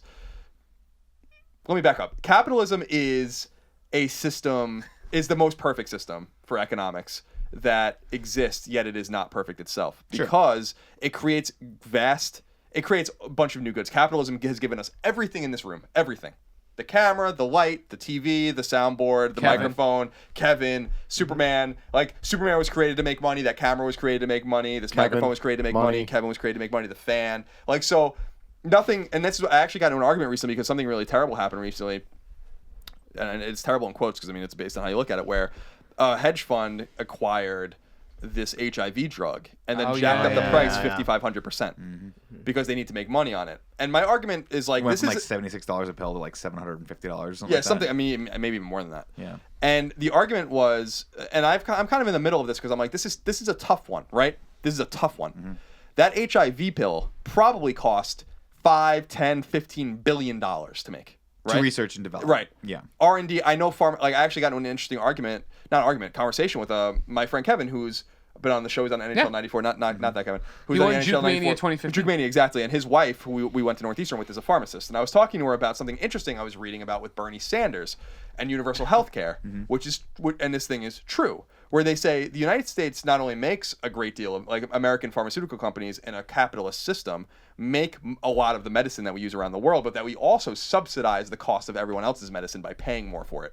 And that's an inconvenient fact for a lot of people to acknowledge, that prices, medicine prices in Western Europe, for instance, in socialized medical systems are as cheap as they are because we pay so much for them. So there's this. Oh, so we offset the research and development costs. Exactly. And then by the time it gets over there, they're like, we can sell it for much less. Something like we have 4.4% of the population of the world. We pay 40% of the world's costs for health for medicine, and most of the profit from the pharmaceutical companies comes from Americans. So this argument about like whether it's right or wrong is a tough one because the medicine wouldn't exist if there was no profit motivation to make it in the first place. Just like Superman wouldn't exist if there was no profit motivation to create him. And so the system is an imperfect system because it at the end of the day creates losers, right? And there has to be winners and there has to be losers for the system to work. And that's the unfortunate reality. So when it gets to something very serious like medicine, you have to have really hard conversations where it's like, yeah, maybe this should be free for everyone. But if it was, who is going to create the next medical breakthrough? Because they will not make it for free. You know? There are certain medical things, like I think the polio vaccine and stuff that were given away for free, but that's very rare. Like, you know, the drugs that stem the tide of cancer, the drugs that help heart disease, all these things, they're made for profit. They're made with profit motivation. And so it's a really tough situation we find ourselves in. That's why the system isn't perfect. It's just probably better than all of the other systems. We just don't have a more utopian way of living because no one's going to spend 20 years working on the next cancer breakthrough for free. But I guess the question is, how much money do they have to make, right? Yeah, Like and that's what it comes down to. Is Exactly. What's the actual reasonable amount for the hedge fund to make to keep this drug going to get it to the people who need it? Exactly, and that's what someone had brought up on the Facebook group where I was talking about it. An interesting question, which is like, this is just greed. This is capitalistic greed, and I was like, how do you define that? Because so I'm like, do we have is 5% profit too much? 2%, 10%, 20%, 100%? Like, it's a tough thing to describe. And so when it deals with something arbitrary like a camera, it's like, who the fuck cares how much they make on the camera? How much Canon makes on the camera really doesn't matter. We can just go buy another camera. But when it comes to this drug that is owned by this company and they're charging an arm for a leg for it, it's like, well, shouldn't you just be giving that away? And then the other argument is, no, they probably can't, you know? Yeah. Because this guy's argument was that we put this into the next thing and so on and so forth. And of course, they're making a very tidy sum as well. Yeah. So that's a good question. In other words, I just don't know. I'm in the middle of that one because I'm like, that's a fucking tough one. You know? It is tough. I mean, to use the analogy of the camera, there's no life or death involved with how. Right. I don't care if Canon goes under next week as a company, no one's going to die from it. Right. Well, that's the real thing is life and death and the immediacy of it. If Canon says these cameras now cost $100,000, we don't buy them. No one buys them. They go under. bring the price down and get it back to where it is. Right. The drug you need to survive or beat HIV is a different story. Right. People That's why will it pay feels for that. That's why it why feels it's like people are dangerous. getting a gun held to their head, and Right. I respect that, and I think that's probably that's a bridge too far even for me as someone who believes in a free market, where it's like you gotta have a little bit of. It's like a matter of good taste. Well, you know, like, it's a I don't know matter how else of, to put like- it. It's like Yeah. It's a matter of literally, people are going to die because of this, right? People are, or they're either going to have to die, or they're going to have to be people who are already in a really bad situation are going to have to be forced to do things that to get this pill that you don't know. I don't know. Maybe they're going to have to break the law. Maybe they're going to have to go to other countries to get it.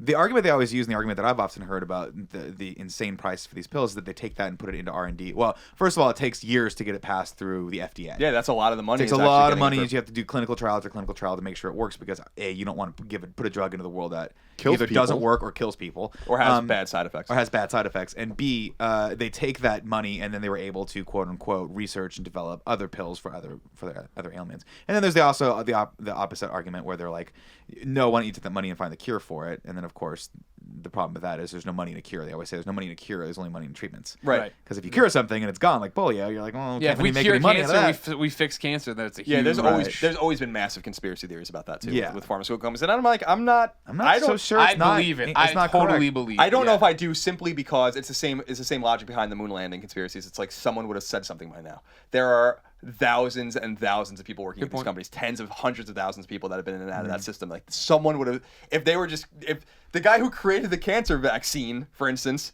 would have been like, where is the cancer vaccine that I know I created? You know, Yeah. like. So that's why I don't believe it's the same reason why I believe it's inside your new car, and you'd be like, "What? A Volkswagen? Okay." And you Holy climb shit, I in. love Passats. Because there's a thing so far where even if he signed a gag order or whatever, someone would have said something. You know, like it doesn't matter That's because true. that's that is the classic. I don't even know how the fuck we got on this conversation, but this is Happiness is HIV. We figured it out. but it's a classic Hobson's choice, and that's why I thought that conversation was so interesting. Where it's like, you could take this drug and give it away for free, and you will have no further drugs from this company because they will have no money to research the next drug. Or you can charge money for it, save some people, and have money for the next drug that might save some people. And that's the fucking ultimate Hobson's choice. But there's really but not a Jesus. great middle ground for that either. It's one of those things that's taking a step back and saying, okay, well, this isn't really reality for all of us because we don't need this drug. So you're like, oh, I can see both sides. But if you were in need of that drug and someone said it's going from, my numbers might be wrong, but I thought I read it was like something from like $75 a pill to like $750, and we can look it up.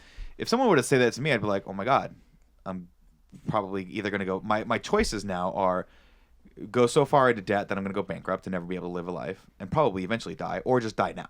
Like there's just nothing that's going to happen. That is a special kind of evil. And I don't necessarily believe in evil. I believe that men are capable of doing both good and evil at the same time. But that is, to me, immediately makes my brain think there's a bunch of really fucked up people sitting around a table and just scheming. You know what I mean? Scheming about how much do we really think we can get out of these poor people that are dying of HIV. There's no doubt about it. And the problem is, because I got this information from a PBS article on Market Watch, where they were talking about not only the pharmaceutical companies in the United States, but the American military, and we'll get into that in a minute, where people... We will? Well, about why... happiness! About why that is, because it's just an interesting corollary to this, where he was saying, the author was basically saying, like, it's just... like Western European socialized countries buy medicine in mass quantities because they're buying them as a system. So they can drive the price down. It's just like why something on Amazon is cheaper than it is at a supermarket, right?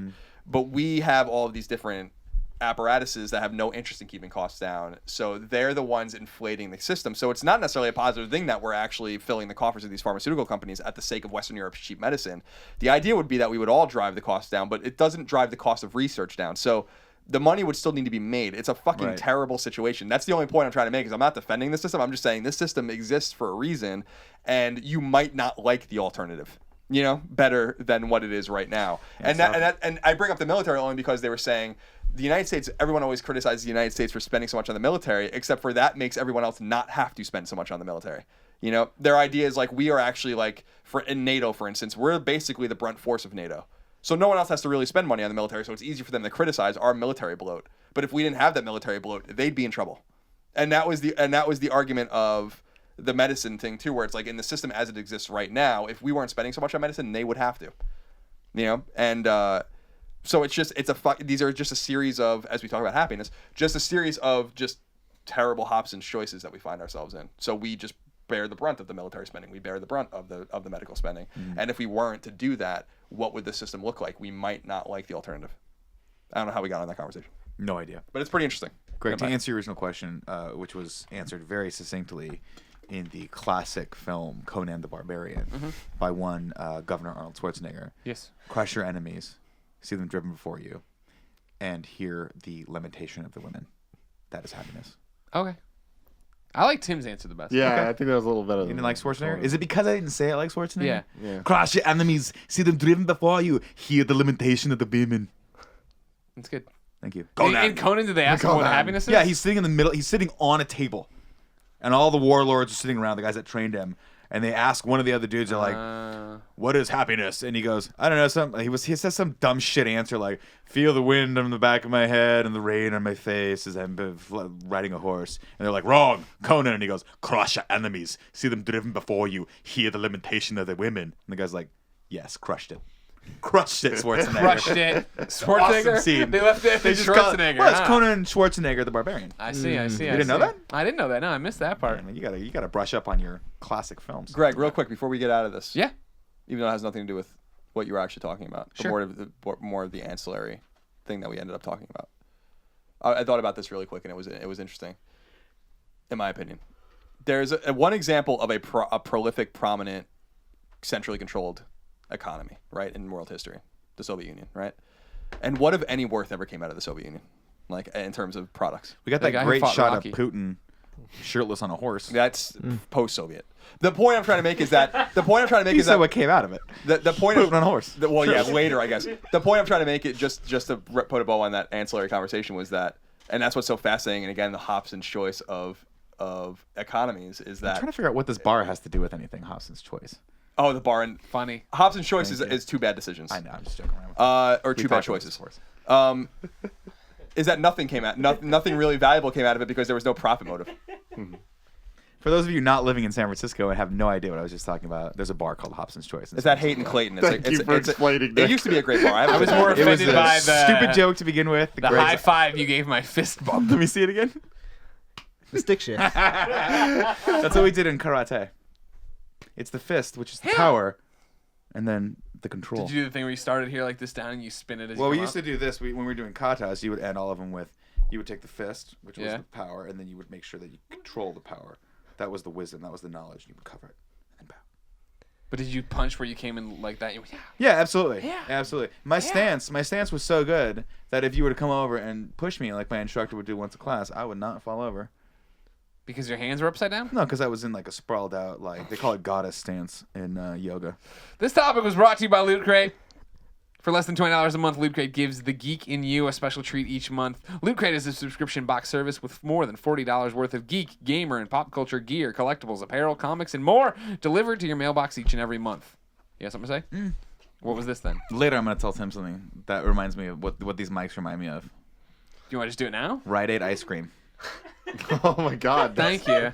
This month's theme is time, and quite appropriately, we're celebrating the 30th anniversary of Back to the Future. In the month and year, Marty McFly travels to and Back to the Future Part 2 with the timeless appeal of Bill and Ted's Excellent Adventure and the timey-wimey charm of Doctor Who. Ding, ding, ding. Power of love. God, I want to play Lego Dimensions. Huey Lewis. You have until the 19th at 9 p.m. Pacific to subscribe and receive that month's crate, and when it's over, Biff. So go to lootcrate.com/kindafunny and enter the code kindafunny to save $3 on your new subscription. And what's really today. cool about that is you get a really cool hat. You could have if you got it from last September. What does the No, hat look not like? I don't know if I've ever 19th. seen the hat before. What's the hat look like? This guy? Oh, I This thought you were hat going right to describe it. here? That Yeah, would be no, like it's a Pikachu hat. so like we weren't It's going from to Loot reference. Crate. We weren't going to reference it. I know, until but the then very Nick end. I already like made a this. reference, so I was like, "This is a natural integration." I didn't hear him make the reference. What did he say? He I block out most he of what talked he about my says. hat at some point. Okay. No, so like, and this isn't for the record. This isn't some weird Loot Crate sponsorship. Yeah, no. The new Loot Crate came. I opened it to see what was inside it. The hat was in it. I said, Tim, you should wear this, and you said I didn't expect to be on camera today, so you put it on because your hair was not to Tim levels of appropriateness. No, Tim. Tim, you're gonna regret that. Tim. These are Tim levels. Are they good levels? No, you have like a whole. There's like a whole second head beautiful. growing out the back of your. Turn profile. There it is. Look at that. What is growing out the back there? Oh, I like that. It's like when you. It's like a man when- bun. I look like a man bun. yeah, Tim. it's like a This is bear man bun, blew its Tim. brains It's out. like, no, For what it the- looks. What it looks like is when we're on to the new topic. By the way, Kevin, we're on the topic right now. It looks all right. Hold on, that's the end of this topic because I'm going to continue the conversation in the next one. So come to the next topic, okay? Great. It looks like when you pick up a potato that looks fine, and then you turn the potato around and it's grown the roots and it's all gross on the back. I hate those fucking potatoes. You know what I'm saying? Yeah. So, my topic today is haircuts and hairstyles. Timely. Yeah. Oh man, how good was that? I was think really we did good. Great We did segue. good That's why I overall. did the I know, I no, did no, the that was good. I did the audible, and Kevin over Yeah. there is all. That's I Kevin. want to know what was Colin's Kevin. been looking up for the last 45 minutes. What was Are his, you- oh God. What's going on? It's either over food there? or a woman. Was it? I know I'm wrong about Putin not being a part of the Soviet Union. You don't have to correct me on that. No, I wasn't. The wall came down. Well, this will show when this will show when this was actually recorded. But I just got a message: Curb Your Enthusiasm season 9 and a movie apparently. Both hot awards. damn. Shut up. Yeah. All right, I can deal with that. Well, you should curb your enthusiasm for that during this show. I just wanted to make the joke. Haircuts. Haircuts. I So fucking hate them. me too. Maybe we have talked about this. Have we talked about this topic before? We've talked Let about us how know. You've Greg talked doesn't about like haircuts, anyone. but- He doesn't like haircuts, massages. Yeah, I don't really either. doesn't like anything that I like doesn't involve massages. sitting on a couch and playing Metal Gear. Okay, That's I mean, great. that's fair enough. Why don't you like hair? I thought you liked hair. Oh, you don't like hair. No. Well, why don't you? I like don't like the haircuts? process. I like the getting. I like the after like the finished effects. effects. I like looking like I got a haircut. I don't like getting it though. Why? Oh, it's just What's too. wrong with it? It's just I don't know. It takes time, and it's just That's like, why I don't- hate them. Yeah, it They takes waste time. my You have day. to go places. You have to do things. You have to wait in line for it. You have to make sure that they're open at a time that you're going. It's terrible. Stuff. It's just it's a bunch of stuff you don't want to do. And You but guys have such good hair. No, See, if but I then- had then- your hair, your collective hair, everyone's got gray hair. No, but we could all, Kevin. I'm a man of. I'm really grounded. I'm a grounded individual. I don't have an ego. I don't think of myself as one of the most amazing people on the There's internet. no or room in anything here like for that. your ego. But I do know this: out of the 6 of us sitting in this room, I am the person who has the least amount when it's going to the hair. You've got a great hairline. You got a great hairline. You got a good hairline. You got a great hairline. You got this. You get the punk cut. Punk cut. Which means that when you go to like South America, the girls are like, "Oh, where's he from?" You say I'm American. They're like, "Oh, you must be a surfer," and then they have sex with you. Yeah. Right? It doesn't happen to me. That's science. That doesn't happen Right to me. But I like. So if I had Tim's hair, for instance, this amazing. Not right Just now. It's man bun thing. No, I mean it Oh, does it look feels like weird. it looks I like don't even like does. touching Put it. the hat back on. Like I feel like I'm like you gotta just put Get that out of here. touching myself with my left hand. You bad It just potato. doesn't feel familiar. Bad Let's potato put hair. the Get Pikachu outta condom here. back on your head, please. Thank you very much.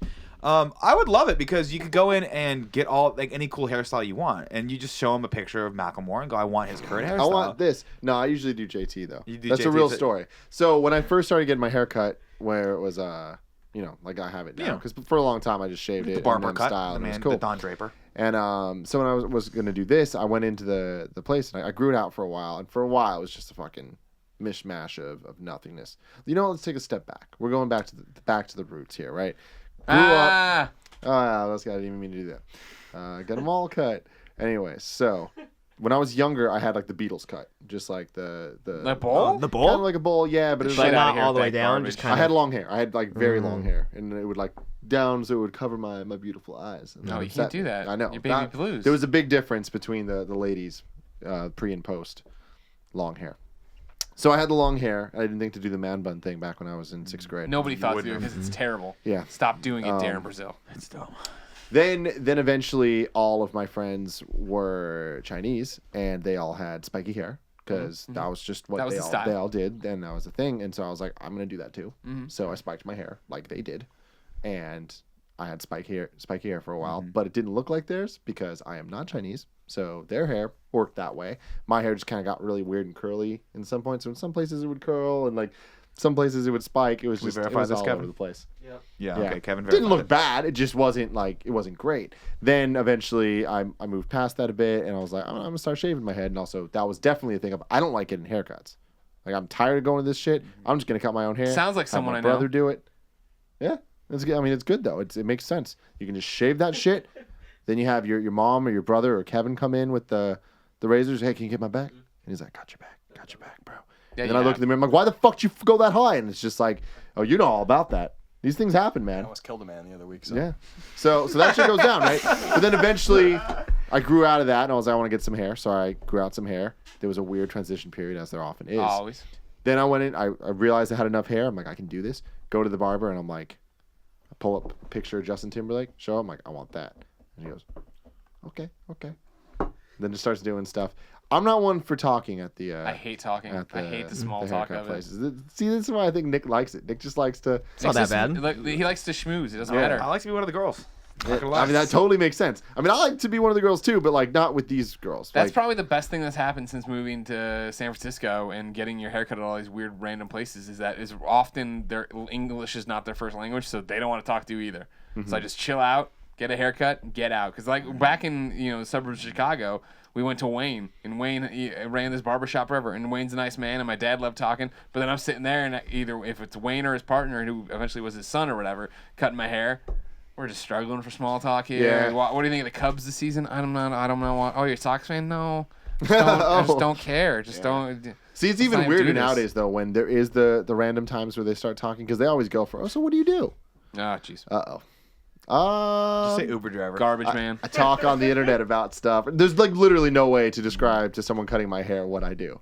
But then eventually I reached a point where I had enough experience with the haircuts that I kind of knew what I wanted. And then I had pictures of myself. So now I just show a picture of myself. Oh, wow. And I'm That's just like, brilliant. I want that. And then that's still they never get it perfect because they always like they're like, let's try this. It's like, let's not. But they always do. Things get weird. But now I know the secret. The secret to the Tim Gettys haircut is one on the sides, and they're always going to go, are you sure one? That's really short. Yeah. And I go, I know. Yes. But long on the top. And they're going to go, I want them like, no. I want it long on the top. And then they always trim. They always make it clean. Yeah. But they leave it long. And that's what gives you that nice little Right. fucking- Yeah, you got the body. You need- you got that you need volume on the top. size. Yeah. Right. Hair is power. The fact Brian that I Verbo. go to the same place every time, but I get a different person every time now. So every time I walk in, I just go, somewhere between short and medium on the sides and enough to part. I like having my part. That's what I want. And they go in there and do Yours it. look good. You get good haircuts. Thank you. Yeah, well, that's just because I have the starter haircut style of it. You know what I mean? It's just like You have the it's classic parted. It's easy. Don't do whatever you want. Sometimes if you go too short on the sides, whatever, it'll grow back in and be fine. Yeah. See, You know what I mean? what's funny is you could do the cut. You could do the cut that's very much popular right now. What's which is the cut? The barber shop cut. They call it the barber cut, which is the Don Draper. It's popularized. Isn't that what I have? Kind of. It is, but you could go way shorter on the sides, like similar to what me and Tim are doing, and fade it up into that barber cut because you have the hairline for it. And you did it. They did it to you almost by accident, I think 2 or 3 haircuts ago. Yeah. And you came in, it was super short. I thought it looked great. I- It's slightly more hipster than I think you're used to. I think that's out of your comfort zone, though, a little I bit. mean, it's really like my favorite. There was a Comic-Con where I needed a haircut really badly, and this is actually where I started using Comic-Con. Where I started using product in it again, because I used product in high school or whatever, and then in college just fell out of it and just wake up and push to the side and go out. And I did that for a long time. And then there was a Comic-Con where I walked into a fancy salon right in the gas lamp. Sat down, and the girl's like, "All right, what do you want?" I'm like, "Whatever you want." And she was like, What do you mean? I'm like, do whatever you think would look good. I don't know. I don't do anything with it ever. Just show me what I should do with it. She's like, are you serious? And I was like, yeah, do whatever you want. I'm not gonna be mad anyway. She's like, okay. And then I was all like, maybe I'll get. And I just got the same haircut I always get. Yeah. Well, She was like, Well, it's what fine. do you She think? wasn't about to do anything crazy. I got a fucking Yeah, she's potato not head. gonna- One thing happens all the time. Be hilarious if she was like Mohawk and just had a Mohawk. You're like, well, that was She's like, fuck you. she gives you a reverse Mohawk, so it's like long on the sides, just fucking nothing. Oh my god. I remember. When did I know you when you rocked a Mohawk, Call? Yeah, I think you did. Dude, that looked dope.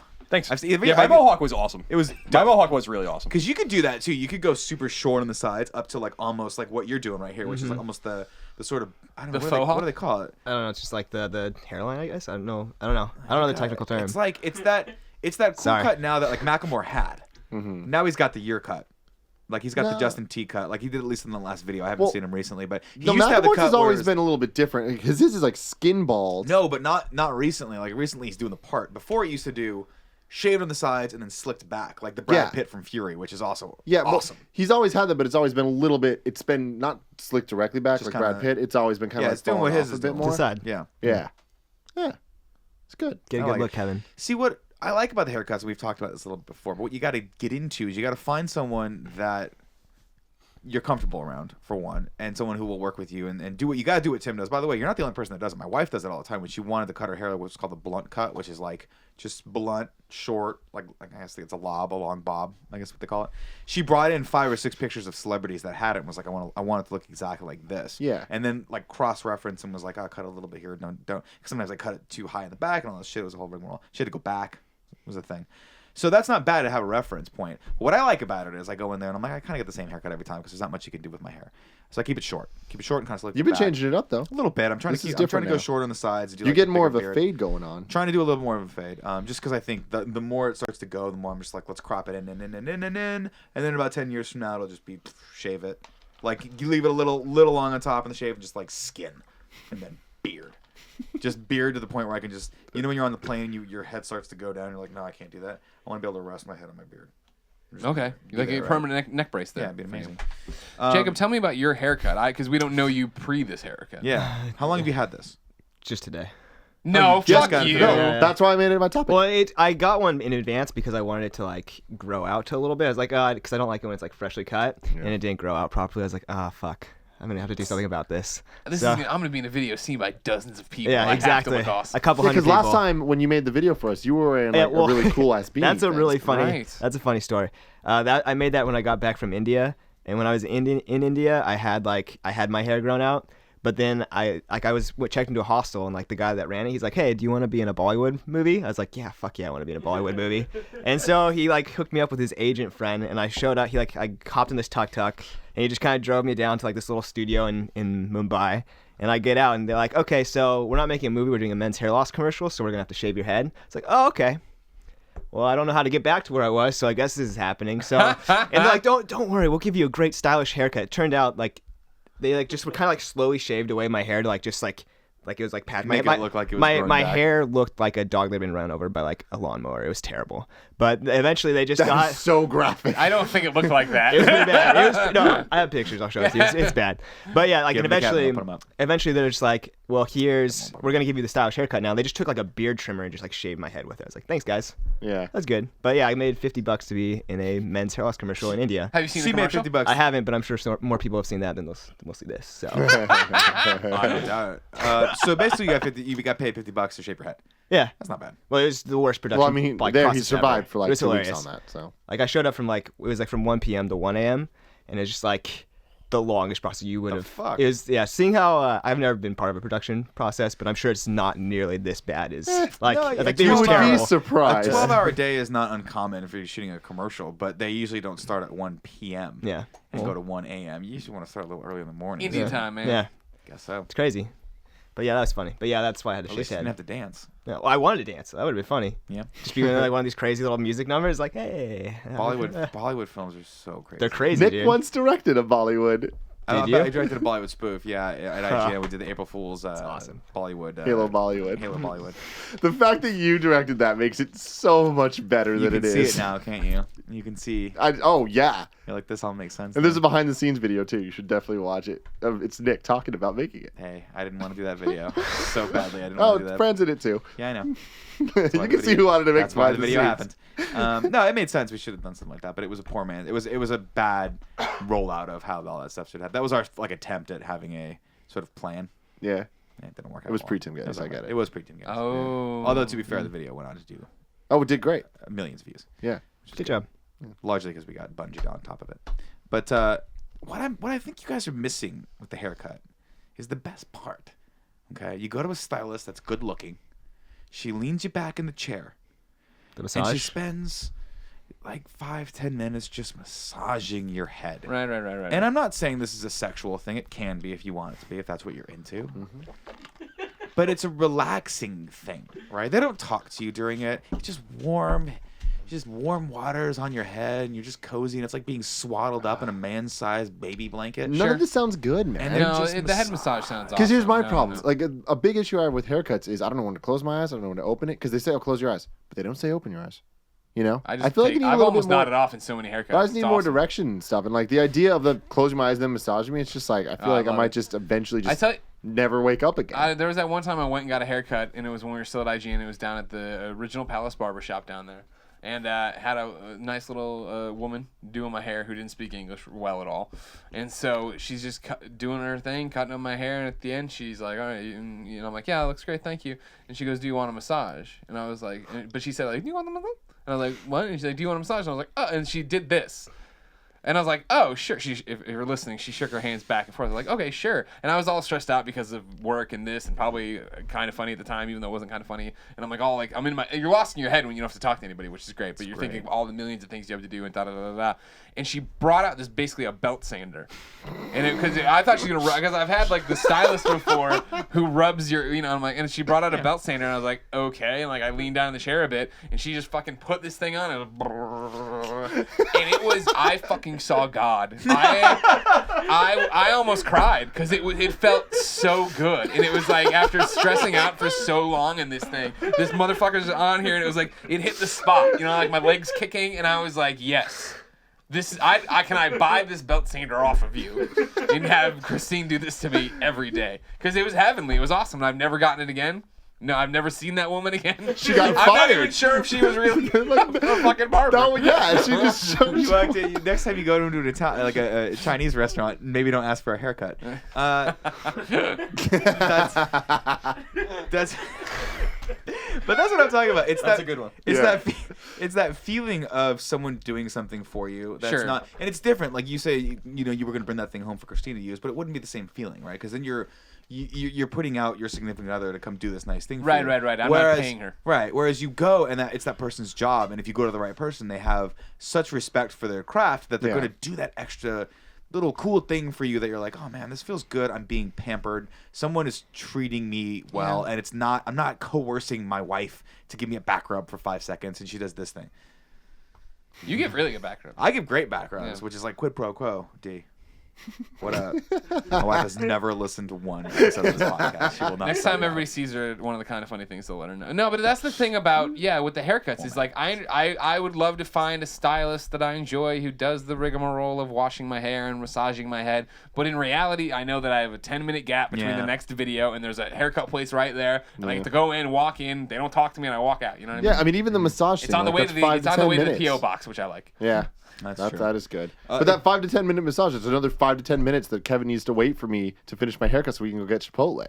You know, That's because true. Kevin, That's a stress I don't right do there. anything without Kevin. That's true. Absolutely. No. Kevin doesn't do anything without you. No. He's the little puppy dog bitch following you around going, what do you want to eat tonight? Can we go? okay. Come on. No, And you're always like, I can't tonight. And he's No, like, bullshit. I always end "Oh." up doing it though. Like no matter what happens. I'm sure it's much better now that your girlfriend's long distance again. Yeah, exactly. So that's one of those things where with Kevin, I don't do anything without him. So it's like I can't do anything without him. I think that's the biggest difference.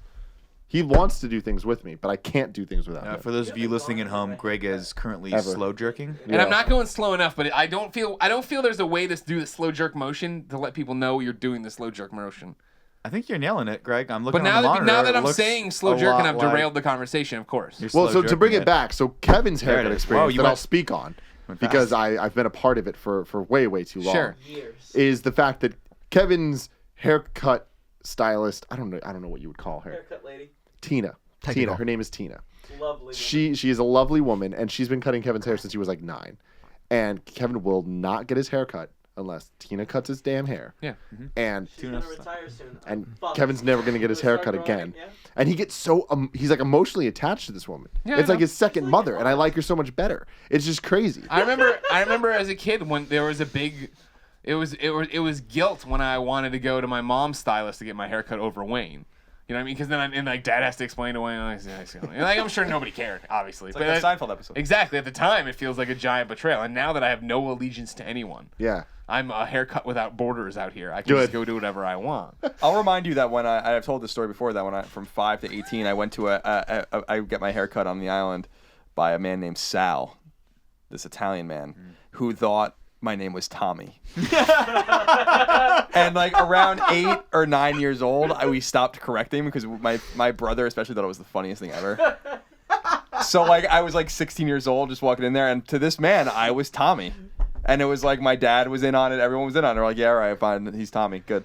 Cut his hair. It's so I'm funny. writing that down. Yeah. As potentially an Hey, episode Tommy! of the See, animated the worst episode. thing for me is that I don't have any person I go to. I have a place I go to now because I found somewhere that I like. Supercuts. And there's this, it's a specific Supercuts though, because Supercuts is not, it's not like Starbucks. It's not like you're getting the same no thing wherever you unified- go. Yeah. So there's a group of people. I'd say there's like 4 people that like it cycles through, three or 4 people that it cycles through, and it's like I don't know if they know who I am. And I'm like, I show them a picture every time, so I'm pretty sure. Yeah, I know, right? I'm like, because there's one picture I look good, and I'm just like, I don't know if they know me. And it's that same thing where I remember in middle school when you'd have like the lunch card passes that they'd give you. If you show the card, you get a free lunch or whatever. And I would do it and be like, can I go back and get another lunch? Like, do you think they'll recognize me if I try to use my card again? And I would do it, and sometimes they'd let me go, but I'm like, are they just letting me go, or do they recognize me? And it's not until later in life that I'm like, there's only like 60 kids. They know who the fuck I am. Right, They right, saw right, me get right. my double chocolate milks. They know what I'm doing. Yeah. But I wonder if she knows me. But now the reason that I think she probably does, She doesn't. I don't know. Maybe she does. I hope. I don't know. I'm breaking myself right now. Go right before closing too. So Yeah, they probably I'm that are guy. gonna- 'Cause I we're definitely doing at the new stuff. place I don't have a rhythm yet because I've been lucky enough a couple times to get this woman who's got to be 46. Yeah. But the reason that I bring up her age is the fact that she dresses like she's 21. Like she's like got this like neon hat and really short skirt. I know who like, you're talking about. You see her when you 'Cause I pass walk by. by when I Yeah, pass you by. see her when you pass by, and she's cool. I like her, but I definitely don't have like a cadence with her. Yeah. Nor do I know her name, or should I book ahead to get her? I just walk in. It's just luck of the draw. What am I gonna get? Yeah. Greg, I want to come with you on your next haircut. And Okay. I want to describe to them what I want them to give you. Okay. I want to do. What do you want to do? I want to do the barber cut, the same cut that I get, because I think it'll look cool in your hair. I want Okay. to do like a really short on this, like a 1 maybe. Well, yeah, we'll go down to 1. I have and a then- mole back here. All right, so we'll go 2, maybe. Go a little bit longer than what I've got, and we'll do really short, and we'll do. You had to say the word fade. Fade it up to the top. And See, then I don't we'll do the fade. You do have the fade I have the fade on one side, and it's because they like insist on it. on the fade. On you one have side, the fade though? on all around. No, I don't think so. Yeah, you do. They do just It's the very one. tight. It's a tight fade, but you have the fade. I'm pretty sure I only have it on the side of the Let me see. part. Take it off. Uh-oh. It hurts. It just hurts to look at. Let me look Because at- it looks, the hair thing in the back looks It's also I don't painful. have a fresh haircut. The potato thing in the back looks I can see what you're talking about. Painful. Tim, Well, next no, time because you he's go right. in- It looks like your hair is getting its brains blown out. It's literally a stop. It's like a freeze frame. Next time you go in, don't do the fade. Don't do the part. Have him just do what he's got, which is just short here, and then the lop over. I mean, I've It's- tried. it's- I it's tried less getting work them to later, do that. too. They just don't do it. they do think whatever the hell they they think you're want. not gonna like it. Yeah. That's when you have to stop doing the supercuts and go Somewhere. to like a stylist and be like, Yeah. I want this really, and you have to say that you have to use the word dramatic. Otherwise, they'll be like, no, you're not gonna like I mean, that. I've already I really want it pushed be to get the dramatic. one because they're always like the one's really short, so they might not know me. I'm having this weird crisis right now of whether or not they recognize me. They don't know you. because like You're generic white dude. I thought that they didn't, and they complimented me, and I was like, now I'm realizing they probably do know who I am, and it wasn't a compliment because at one point I showed my pictures like, oh, you look like Justin Timberlake, which then now I'm just realizing might have been the same woman that I showed Justin Timberlake. She's just trying to be nice. Next time you should have a dick pic in there. And just Yeah. Oh, that's Whoa! Didn't that's mean to not show what you that one. That's not what I meant. Whoa! It's very impressive, but it's not what It's I meant. very impressive. Ladies and gentlemen, this has been the Game Over Greggy show each and every week. 4, sometimes 5 best friends gather around this table, There we each go. bringing a random topic of discussion for your amusement. If you like that, head over to patreon.com/kindafunny. Toss us a few bucks and you get every episode early. If you have no bucks to toss, no big deal. Head over to youtube.com/kindafunny where we break it up topic by topic, day by day, until we post the entire thing on Fridays in MP3 and giant video. Jacob Spellman, Greg Miller. thank you so much for coming by. Did you have fun? I had fun, Was yeah. this worth it? Yeah, thanks for giving me the opportunity to be here. No problem. Yeah, it's been fun. We've been pimping your Twitters or anything else you need to be pimping? No, but if you do have any questions about travel though, please feel free to tweet at me. I mean, it's something I'd like more people to do. How so many ounces of fluid can I bring on an airplane? I don't know. It's 3. Yeah, 3. You don't know shit about travel. I just do. I do the long Sing me flights. the first 3 words of the Virgin America flight I song. don't fly Virgin. Sorry.